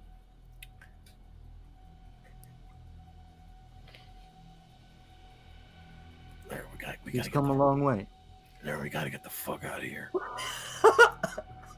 Alarm was laughing for a while after the room temperature thing, but here that Dust is like a known strangler. He just kind of gives a Vorin like a solemn nod. Yeah. Yeah. I'm gonna take my little stupid monkey brain and read this on my own time. Thank you so much. Come. I'll get it eventually. And then Have this. He pulls out the magnifying glass. You heard that the whole time. I was going to make a comment on the fact you needed larger font in order to comprehend, but you've already made my point for me. And another one of the two bots comes over and, please forgive him. I can't make an excuse. Vaughn, you're going to be propaganda for why we're stupid. I'm just imagining being forced, like their memes are like Vorn in a dunce cap, like just. All right, well, And eventually, morning comes. You've slept. You've gotten everything. Cam, you're basically hit with a ton of shit posts when you get logged into the network. It is kind of hilarious, and you actually see that one Dubot, that collection of men Tharu actually posting about like, damn, that human. He took it all. He took every single insult. well, he's so dumb. Ha ha. He has such a strangleable neck, though. Ha ha. And then you see one from like the one that you had seen of Dust saying he is 120 miles away from your colony and approaching. What? Oh, yeah, we told him to do good and dedicate himself to a cause. I meant like in the same district. I probably should have mentioned that a little bit. You also see a lot of like little like lovey-dovey messages between like publicly between like Mars and Saturn. They're like, I say lovey-dovey. It's lovey-dovey for robots. So it's like a lot of acknowledgement of each other. It's super sweet. And this is all exclusive to Cam. Right. Yeah. Cam's over here like looking at their forum while you all are like loading up all of the survivors. You see one of the humans get up. He like pats a few times. You see him take something from his pocket of like 1 second. Thank fuck. I'm allergic to shellfish. And he takes it and he steps it into his own heart and goes, fuck yeah! Real life. Sorry. Who did this? Pure adrenaline to the heart. Oh. Where this is like a recording that I'm seeing or something like that? No, this is Oh. a guy. One of the survivors who woke up and took an EpiPen from his pocket and stabbed it into his chest. One of the miners? One of the miners. Okay. That goes in the leg. He goes up. He goes up to you all and gives a shaky hand over to Ix and just goes, Frankfurt, nice to meet you. Oh shit! They came in swinging. I took one out with me, and he bent my leg the wrong way around, but it's the right way around now. Oh fuck me! 37 hours in the bloody mines. Get it with that shit. Now I'm surrounded by metal men. Hey, fuck that guy in particular. He points We're out around. severely outnumbered here. Ix just shakes his head, and he's like, "None of you are allowed in the settlement anymore. None of you are allowed. Ix got 7 hours of sleep. Ix needs 8 hours of sleep. None of you are allowed." Oh, Mr. Fancy here. What, you're gonna go back to your palace on your luxury bed? I have to take my guild prescribed sleep medicine and get 2 hours before going into the bloody mines. Ix speaks for all of us.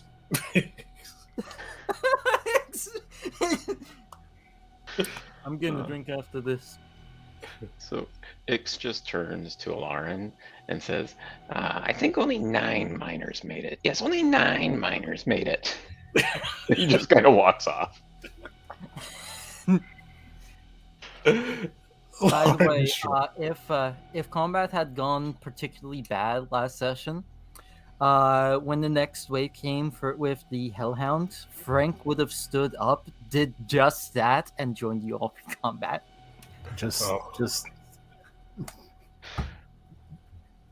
EpiPens go and are intramuscular. He That stepped is it right, into terrifying. right towards his heart. Yeah, Straight to yeah. ground. And so you load up and you are taken back to your colony. It's a long trip with miners. There's a solemn note to the air that the miners immediately break by making some fucking horrendously dark jokes. Joking about those who died, like, damn, they get to sleep now. They get to do all this, and they kind of don't take it seriously. They're kind of mean. They're kind of really mean, actually, and it undercuts like what should be a somber tone of like, oh yeah, so many people died, and they're just like, fuck it, we're getting a raise after this. If they don't give us a raise, we're going on strike. What are they gonna do? Hire more people? All the hirees just died. Cam records all of their dark humor and then posts it to the network to see how the robots respond. You're getting a lot of people, a lot of like the robots like acknowledging that, giving the equivalent of likes, chuckling at that. It's like, yeah, the board. But despite the awful ethics as shown by those miners, you are able to make it back home. You're able to not only escort the miners, but the Mantaru to the designated areas.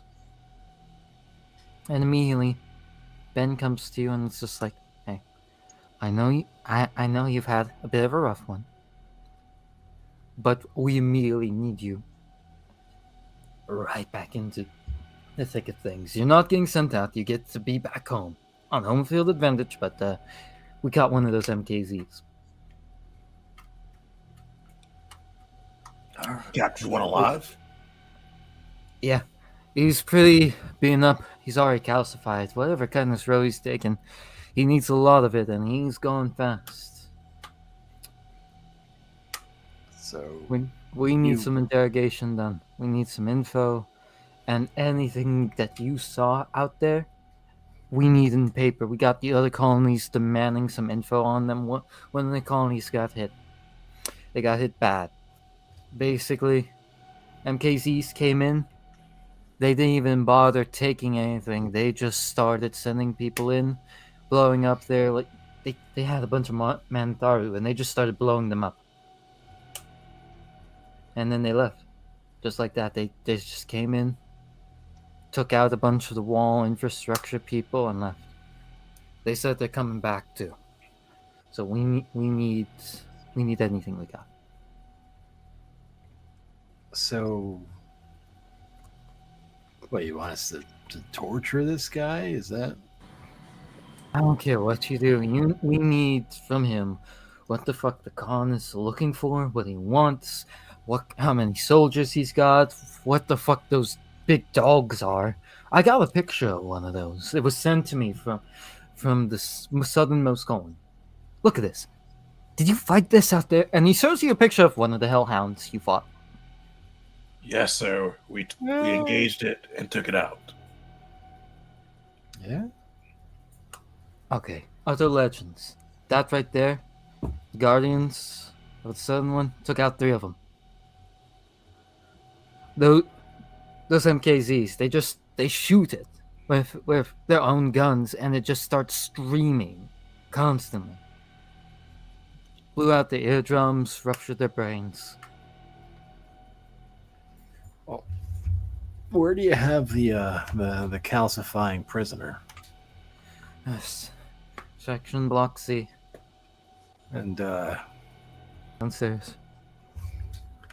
not to put you on the spot here, Lauren, but you might have a bit of an insight into how these drug-addled psychopaths think.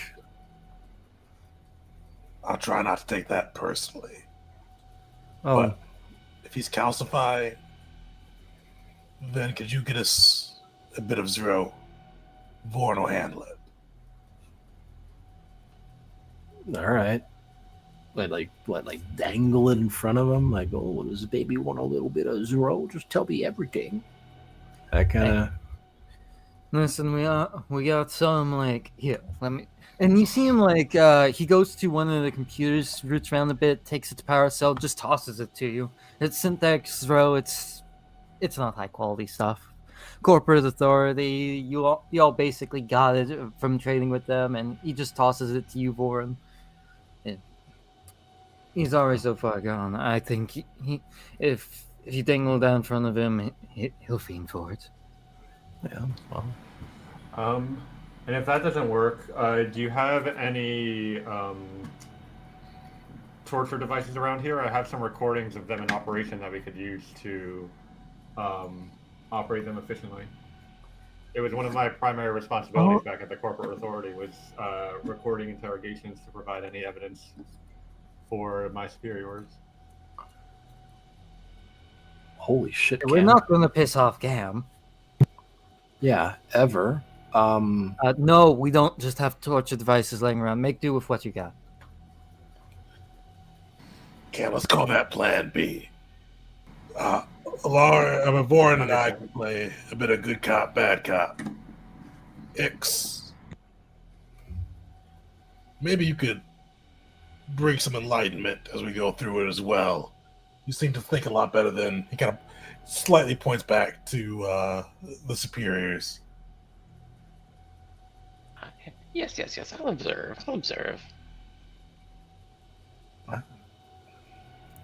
So you are led downstairs towards your cell blocks. This cell block C. He's in the second most cell. You go in there, sit down. Table's already set out. You see this human who is hella calcified, kind of in those same robes. There's a hole in his chest where that Mandaru should be that you saw. And he's kind of all crooked up, and he just suddenly, like, there's some snapping sounds as he head perks up, and he just goes, oh, fuck. And he points to Lauren. Holy shit, mate. You had that shit taken out? Oh, I can smell it on you. Oh.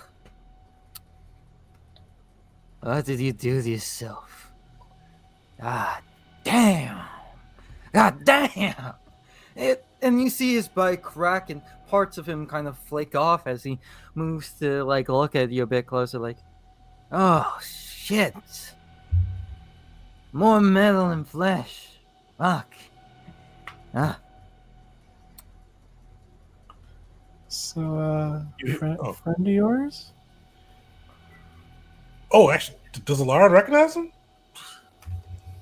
No. Okay, all right. Actually, you know what? I'm gonna leave that up to you. I was gonna say no, but you know what, Lauren? Do you recognize him? Honestly, he doesn't recognize him, but he may have seen Lauren back during his more addicty days when he really doesn't really recall too much. But you do hear like a Lauren like crack his knuckles, the servos whining. And he goes, looks to Voran, show it to him. Show him what? What, this little thing? Yeah. Fuck right. Oh. You see his body creak, and he sits up. Fuck right off. I take the good shit. Not any of that synthetic crap. Oh, that's good to hear. I follow it still. I'll have a good statue tomorrow that I can kind of put up by the birds, I guess. What, like this is gonna scare away the birds? This guy. I mean, come on. What? This guy's gonna turn down puddle water when he's been wandering in a desert. Can you guys smell this stuff? You get a whiff of that, huh? Not fine. I mean, we could just. What do you want from me? What do you want?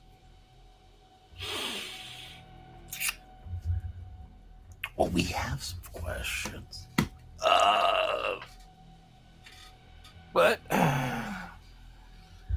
I'll be honest, I'm still out over that whole weirdo robot with the rock, so I don't remember him. Guys, Lauren will lean in. What are you talking about? what are you talking about? What am I Lauren? talking about? What are you talking?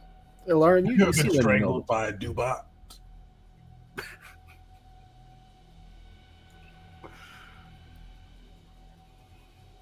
Am I high? Not yet. No, it's apparently not. There's Okay. a Dubot that's probably 80 miles from here. That we could have strangle you and actually have him do some good, like Vorin told him to do. Hey, that's a nice way to bring it around. Okay. Yeah. Normally, I count the threats that are made against me. That first time, actually. It's been a day of first. But to start off, if you want this row, if you don't want to be a statue, or you don't want my Dubot friend to strangle you in your sleep, because that's apparently what he does. What is the Khan's plan? How many men does he have? And what's his next move? Oh. Oh, you want to hear about the Khan? Oh, you didn't have to threaten me or shit for that. All right, let me tell you about the Khan. The king. The motherfucker behind all this. You're fucked. You got no chance. You're Lauren, gonna fall into entropy. The Khan, he controls gravity. You know, Mangasi, what they do, he does more. He has the heart of a dying star. Ugh. And you see, like, his neck is calcifying more and more, and it's getting harder for him to speak. He was able, just from his presence, to subjugate a fucking hiss. As big as this room. So, you want to know his plan? He's gonna make you bow. That's what he's gonna do. He's gonna make you bow. Give me that throw if you want to, or I'm as good as dead. you haven't told us nothing we don't know. Vorin, throw it out the window? I mean, I don't know. Do what you would do with it. Hicks, can you use throw in any way? I mean, this guy, he's already threatened us twice. Yes. Ix will take use of it. Fine. He's looking for people. He's looking for people who has MK powers. And he's harvesting them. He's cutting them up. Cutting them open. Taking every part he can from them. And grafting them onto people. Seeing who he can turn into an MKC. He's been doing it for 4 centuries. He started to get progress. Fucking give me this show. Give me this duo. Please. This row? You see, like, even his face is starting to turn to that calcification. If you don't give him this row, he will straight up become a statue at this moment.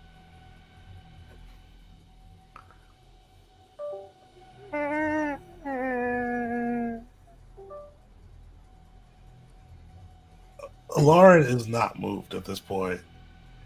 He'll let Vorin make the decision, though. Or Ixer, if you can. I don't know. No? I don't know. I'm just Going once? Going twice? I think I'm gonna throw it in the cell and just watch him fiend for it like a dog. No, he can't. He's No, like genuinely, when I say he's about to full on statue, he can't even move. Like he So- can't even talk.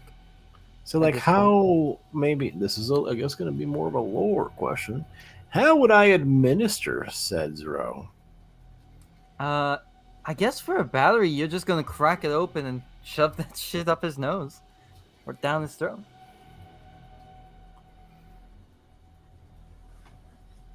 All right, screw it.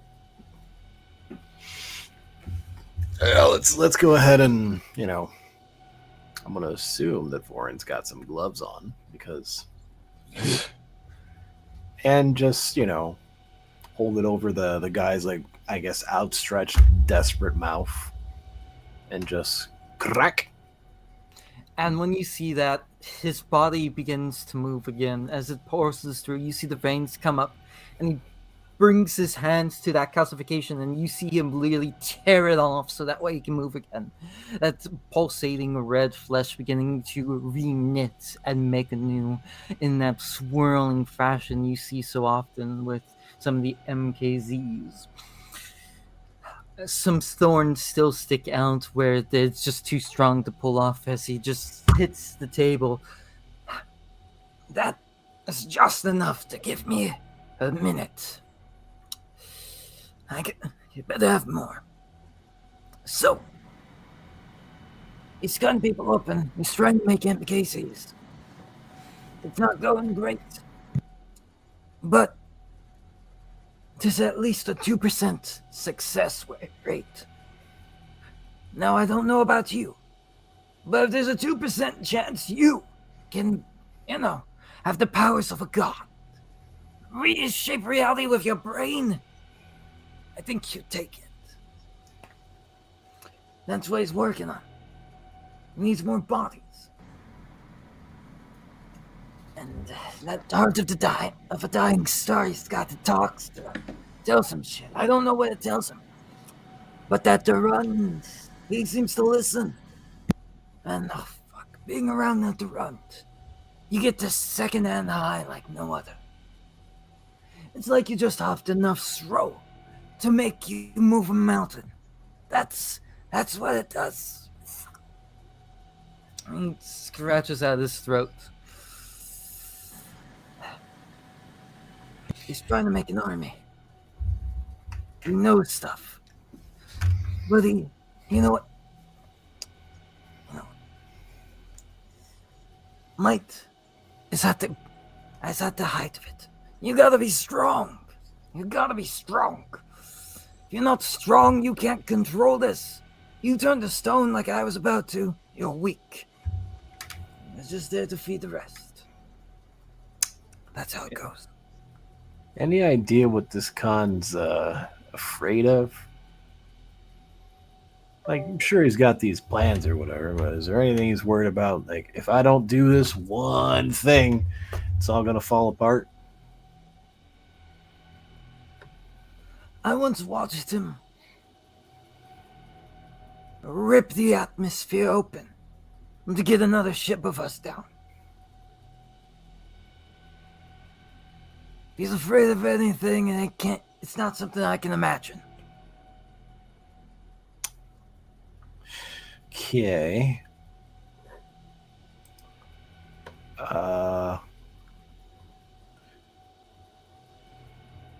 You there, Lauren? You're strong. Well, You could go far with the con. Not like me. Were you one of his experiments, or not even worth cutting up?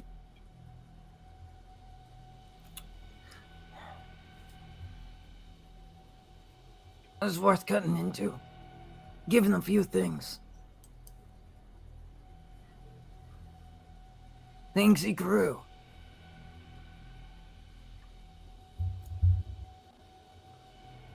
What did it give You know you? what? I think you can make better use of it. How about this, Alarm? You stop with this prissy cop bullshit, and you take your right. You're strong. You go back to this row. Take off all that metal. Summon rocks there or some shit, or think about it and grow your limbs back or whatever. You go to the con. You could be top dog.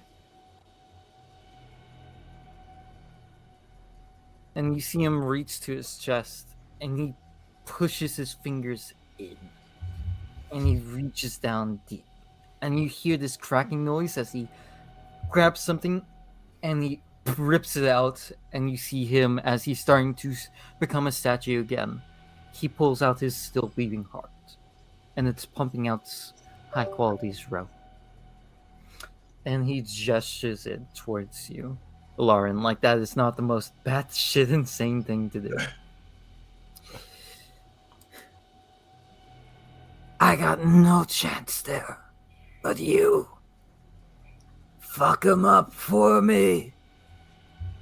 Become a king. And his body turns to stone entirely. But that heart doesn't stop beating.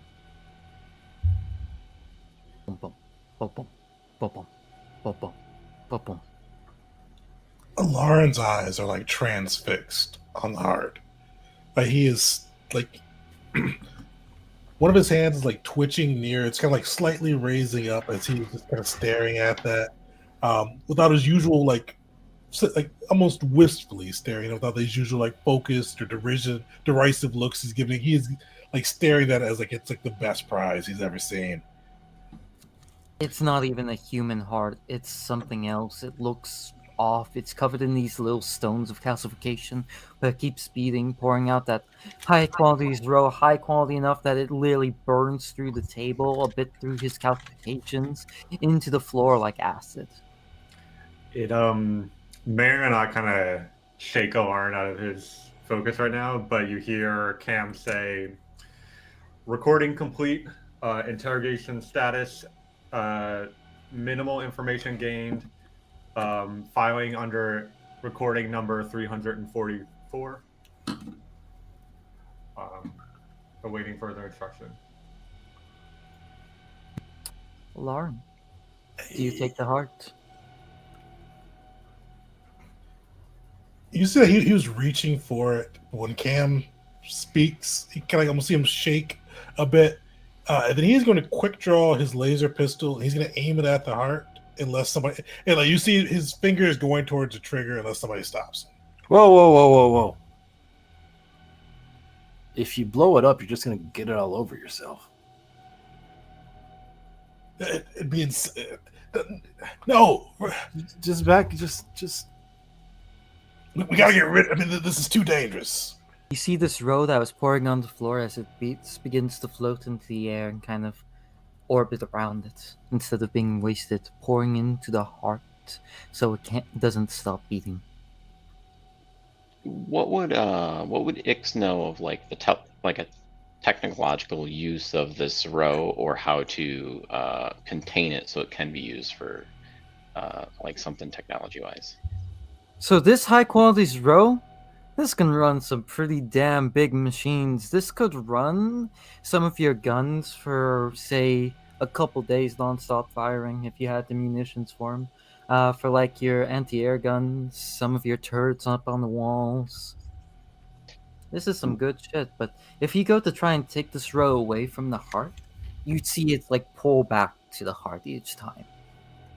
Back into that orbit. So you'd Dripping, hear but going back up like a lava lamp. you'd hear Ix say, "Amp, please contain that heart. I would like to study it later.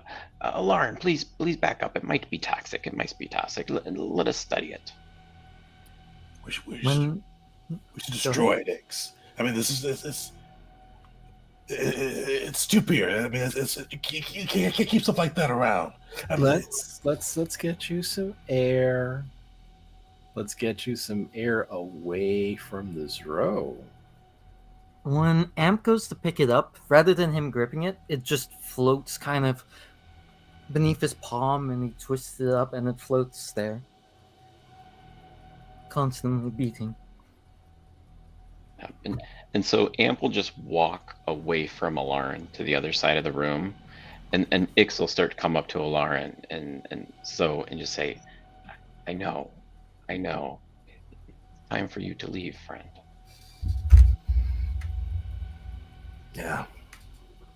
You see Alara like almost start to take like a deep breath, especially as like Amp walks by, but then he just like cuts himself off mid, and then almost storms out of the room. And we'll say, and holding that item. Well, you cannot identify exactly what it'd do if anyone were to take it and consume it. Like that addict was trying to offer to Lauren. What you do see for it is it definitely is an enhanced item. With some kind of effect.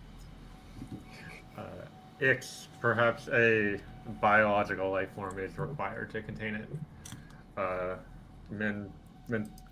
Tharu were constructed with the original purpose of manipulating Taro. He nods, and would kind of Ix know if this would be better for Cam to kind of try to hold on to this? Give me an occultism DC 21.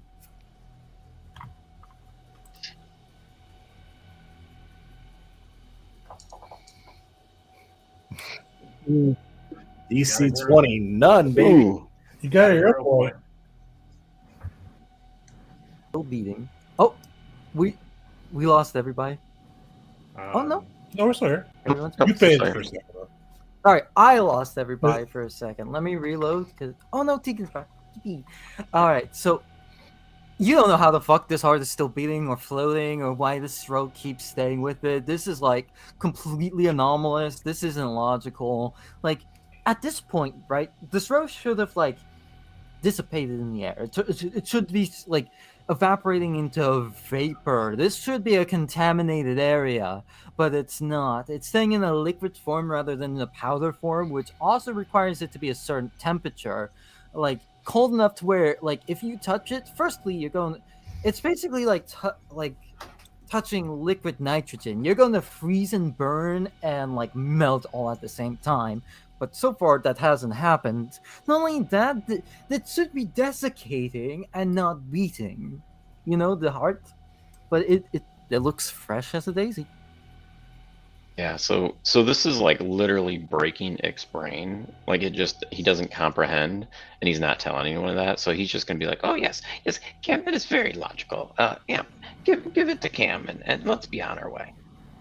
Cam, it basically makes your ocular almost buzz a little bit with like that sound, that TV sound static, by being close to it. But you're able to kind of keep it held in that same kind of gravitational orbit that it's doing, where it's just floating above your tentacles. You're able to move it wherever you'd like. It follows.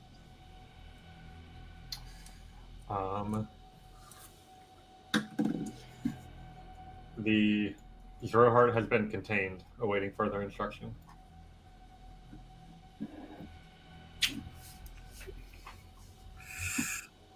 Don't give it to Alarin. That's as far as we got. Acknowledge. Oh my god, he's really is plugged in. Well, all right. Not that I want to hand our new best friends, haha, JK, just kidding, maybe.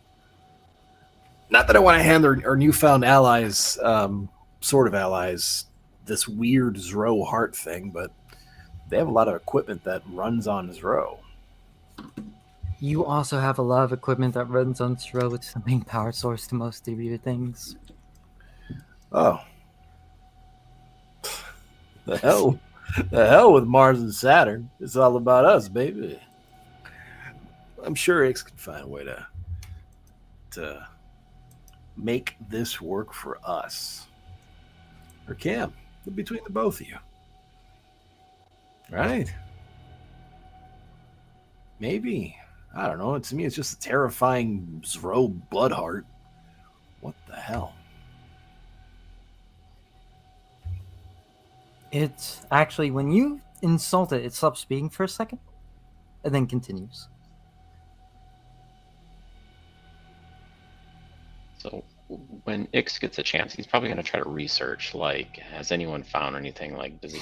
Like, just try to figure this out. Fuck no! That is like, okay, that would require A, someone going up to an MKC, and B, taking their still beating heart out of their chest.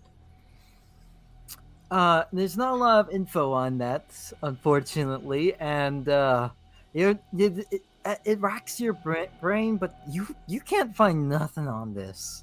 This is anomalous. What about Cam has been privy to some pretty high level secrets of the corporate authority. So maybe there's a chance he's witnessed them doing anything like this or having something like this. Give me an occultism check, DC 21.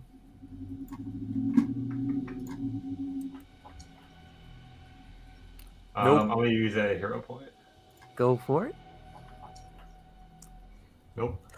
Nope. You look at this. You check the autopsy reports and some of the live autopsy reports. Nope. No, this is unique. This is very unique. So what this is this is a magic item. It is not a consumable, but once you consume it, you've basically invested into it, and you get a set amount of abilities from it that you haven't identified as of yet. But if you consume it, you have those abilities right away.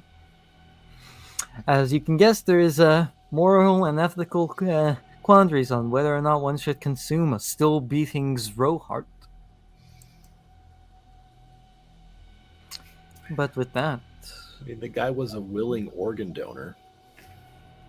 yep. With that, as you come away from the interrogation, really no knowledge further. Can I try that occultism roll? Because I'm just... You know what? Yeah, go for it. As you look at this, like, crazy-ass heart. I saw it bouncing on the 2 first. You look Twenty. at it for a second, like, dude, what the fuck? He pulled that out of his chest. How was All he right. talking for a second there? I'm just curious. Can I go back and burn my hero point? Try to reroll. It's been a bit too long for that. Okay. But we'll go to Alarin. Wait, some... I'll burn my stupid hero point. Go for it. All right. I'm just curious Burn it, at this point. Yeah, now I'm like, I want to know. And like, I want like Warren to like stupidly guess at it and be right. DC 21. Nah. You look at it, like, everyone's looking at this art like, what the fuck? You literally watched the guy who was at one point begging for his life, then looked at Alarm like, you know what? I'm weak. You're strong. Here. Take my heart. It's yours. Go far, friend. And not like in a country song sort of way. But Lauren, you're by yourself, feeling some air, the scent of Zro, something that pure is still stinging in your nose. Your servos whirring where they're connected, that little bit of calcification chipping.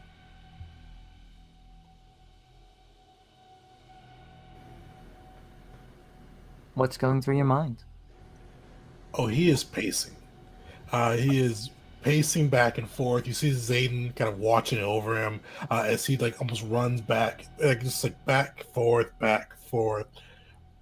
The hard part, or the thing that's rough for him, is you see like for a moment, like he stops, holds up his hand, and then you see him just kind of gather like his MK energy around him. You see him let off like a force barrage into the air, but then grunt and just kind of like almost look melancholy with how weak it was compared to when he was actually using. And then you see him kind of continue just pacing back and forth, like almost like 3 times, almost turning back and running back inside wherever he left from to kind of go see where that hurt is and just take it for himself.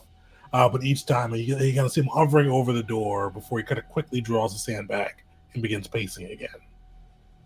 It sounds in the ears, that bum bum, bum bum, bum bum, bum bum, of that forgotten friend's heart.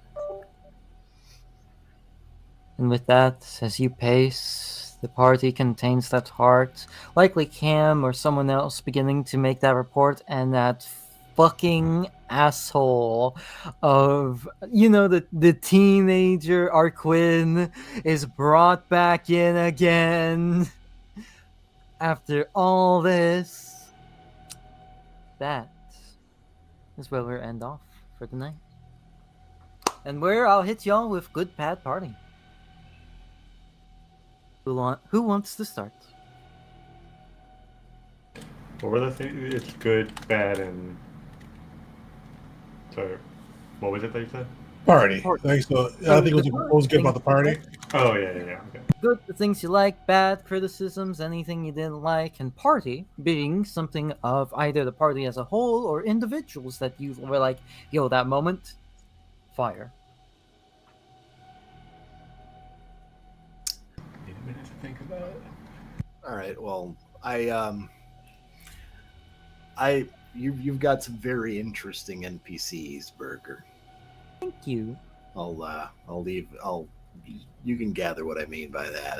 I mean that 100% a complimentary sort of way in case there's any ambiguity. Thank you for clarity. Yeah, they're kind of fucking weird, but it's like, oh, okay. I can run with your weird. I dig it. Dude, I don't have bad to say. Like, I'm not going to try to think of something bad to say because I don't have anything bad to say. I had a good time throughout. So, null, void, X in that category. I like seeing our boy Alarin struggle with addiction. I know that because I used to smoke like a chimney at the turn of the industrial fucking revolution, and I know that feeling. And yeah, I get it. So, digging that.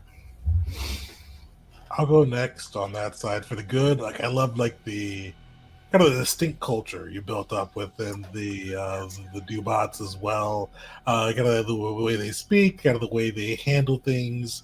Even like the bison between Mars and Saturn, with Mars like being like super truthful, Saturn like somewhat like not even deceptive, but like just not like putting all of his cards on the table. I kind of like the dichotomy between those two, so that was really fun. For the party, I really enjoyed Vorin interacting with, was it Dust or Dusk? Dust, as in like the dust on the ground. Okay. I really enjoyed that interaction. It was a good, fun, philosophical type thing with them going through that. And we never did resolve Dust walking towards the college. I think we should do something about that. Alarin is far too focused on getting that hit, so he is not going to be focused on that. But if one of the other more responsible party members thinks of that next time. Yeah, just send him a message. Hey, buddy, you didn't have to wander into the desert for 40 days and 40 nights. The camp's tracking you, and you're getting awfully close to the colony full of humans sleeping. Yeah, right? Stay away from the kindergarten, Dust, please. Nap time is perilous. Home Dust. Yeah. Nothing bad on my side. I can think of. But actually, I pointed myself a little bit. I feel like I should have kept Lauren give in a little bit more, but I wasn't. I want that to be a longer arc for him, and he may give in eventually, but not. I mean, that art's still pumping, baby. I think Cam has it. He's going to bug you. It is a magic item that will improve your abilities quite well. All right, now but then we're metagaming, Burger. That is fair. That is fair. But yeah, there will be occasional items like that where it's like, oh, the power, but the morality. Same goes for like certain NPCs. If you go after like the leaders for different factions and you kill them, you'll get a little trophy, which is a really powerful magic item. Buddy. Lauren's still in that like ex-addict stage where he feels like he's like kind of morally superior right now for not doing it, which is pretty much the only thing that's keeping him from trying. Gotta love that ego. And besides, who needs a fucking trophy? I got a rock, baby. We're gonna find that that's like the one ring somehow. Like that green rock. Oh man. I can go next. So, I mean, I have a minor in philosophy. You know, I love a good philosophical discussion, and I really enjoyed how you're able to fit those in and not just like have the discussion, but make them like relevant to our characters in interesting ways and make us think, and also shed some insight into like the cultures and feelings of the Dubas, which is really cool. For bad, the like gore is not something I'm really a fan of too much, and that Oh yeah, would sorry. a little bit, but like, I mean, I'm past it now, so it's all good. And I do like the kind of situation it creates where we have this powerful object, and to see how it might turn out. I'm really curious whether like we use it for one of us, or we give it to the colony, or somehow the isolationists get their hand on it. But either way, it would be, I do like the scenario that it's set up. And then the for the party, I had a lot of fun with the different dilemmas that Berger put us in with like no clear correct answer. The way that different characters all had kind of their own opinions and suggestions and ideas, I thought was a lot of fun discussion. And like everybody had like good ideas about how to like, if not resolve it, but like things we could offer the Dubas and stuff like that. That was a lot of fun. Man, Oh, I don't know. by the way, Chris, apologies on the gore bit. With him ripping his own heart out, I thought a bit more like, yeah, a gargoyle rip it, like, putting its hand into like its own stone chest and whatnot. My bad. Gotcha. I guess at that point it'd be more rock than person, so maybe Yeah. visually. Yes. And it tells me something about myself. I'm like, gore? What's he talking about? What part was it? Oh yeah, the part that we just did.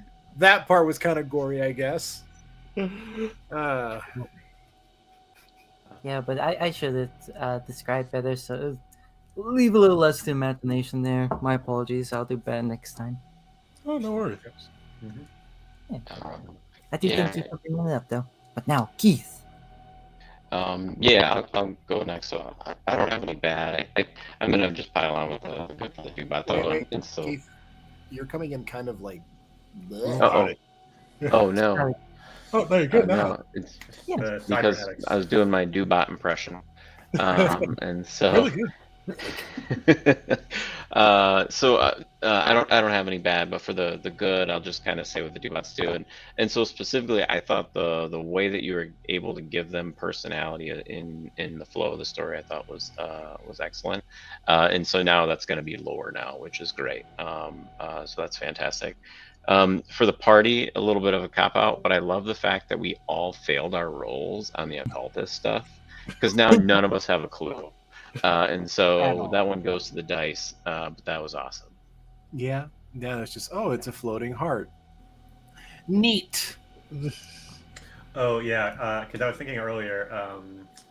I think last session you said that the isolationists refer to themselves as the Legion of Planetary Systems, which means that this is not the only group of them, so they can certainly show up in other campaigns that we run.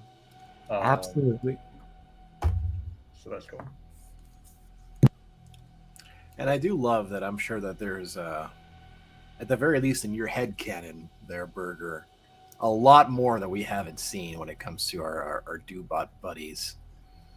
Because I'm just like, I can feel the depth, if that makes sense. Thank you. Yeah, for sure. Which is sometimes like you don't need to hear or see the lore, but you can feel that it's there. As stupid as that sounds. Oh, 100% though, yeah. Yeah. They got their own lives. They're doing their own shit. Some of Yeah. them don't want to be there. Some Others, it's just like, damn, bro, you really came into my house. Gave Talking me- about my pamphlets. Yeah. And one thing I'll add to you for that, for a good piece, is you are really good at having conversations with NPCs, like with the NPCs amongst themselves. Like I hate doing it. I've done it before. I've gotten better at it, but I hate doing it. And you like do it really naturally. Yeah. Yeah, I've also tried and struggled with that as a DM. So props to you. It's just like you gotta think like, what would they do? What would for the story from that, and what could be a very funny from that? I love that that's in your priority list. You know, yeah, because it's about putting smiles on your face, giving you a fun time, putting you through trauma, the whole shebang. There you go. It's a package. I mean, something I find catching myself doing a lot as a GM is like I'll come up with a faction that I'm very clear on their motivations and what they're trying to do and stuff like that. And then when I have an NPC from that faction, that NPC just kind of represents the faction and doesn't have much more depth than that. So like seeing that, like the little conflicts within the faction was really cool. Yeah. It made the Dobots feel organic. Hey! I'm sorry. That was I felt bad doing it, and I did it anyway. I'm sorry. By the way, I have tokens for all of them if you chose to fight them. Yeah. I'm gonna throw that into Discord real fast for y'all. Oh, Because, one thing. Actually, this is thing I should have mentioned earlier. Like, I didn't want to interrupt you when we first started, and I forgot about it. Yeah. At least I can't see anything that's on the map. Same. Oh, I guess Oh, we didn't can need you- it. okay. So it was basically just like the. Okay, so it's just like a little town thing for the map. Do you see that? No, Because, because you got to throw our tokens on. There you Yeah. go. Oh my goodness! hey, there we go. Yeah. Yeah. I forgot. So- The other way, because I use kind of like scene maps a lot. There's a setting on the scene configuration for global illumination, and that'll Yeah. also let us see it, I think. That's why I usually Oh like when my we did like the goodness, Kazi or Kata maps. I mean, for what it's See- worth, this one was a bit very much okay. Pretty much was theater of the mind, and we did okay.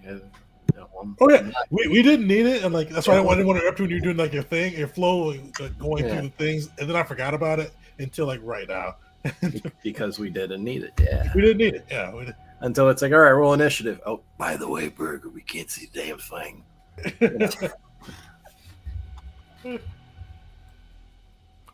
But Oh, so these are the standard like Dobots you've seen. Throwing that into general real fast. yo, Of like the basically all the ones you variety you saw like throughout there in the settlement, and then I'll throw in the picture for Mars and Saturn as well. so that one with the red lights makes me think of like a steampunk Big Daddy. Yeah, it's kind of like that mixed with Fallout for the actual base picture. I was going to use it for basically like a bunch of Mantharu all conjoined together in a suit to go into melee, because I thought that'd be really sick. Yeah. Perfect. Well, Burger, any last words before we go offline? Oh yeah.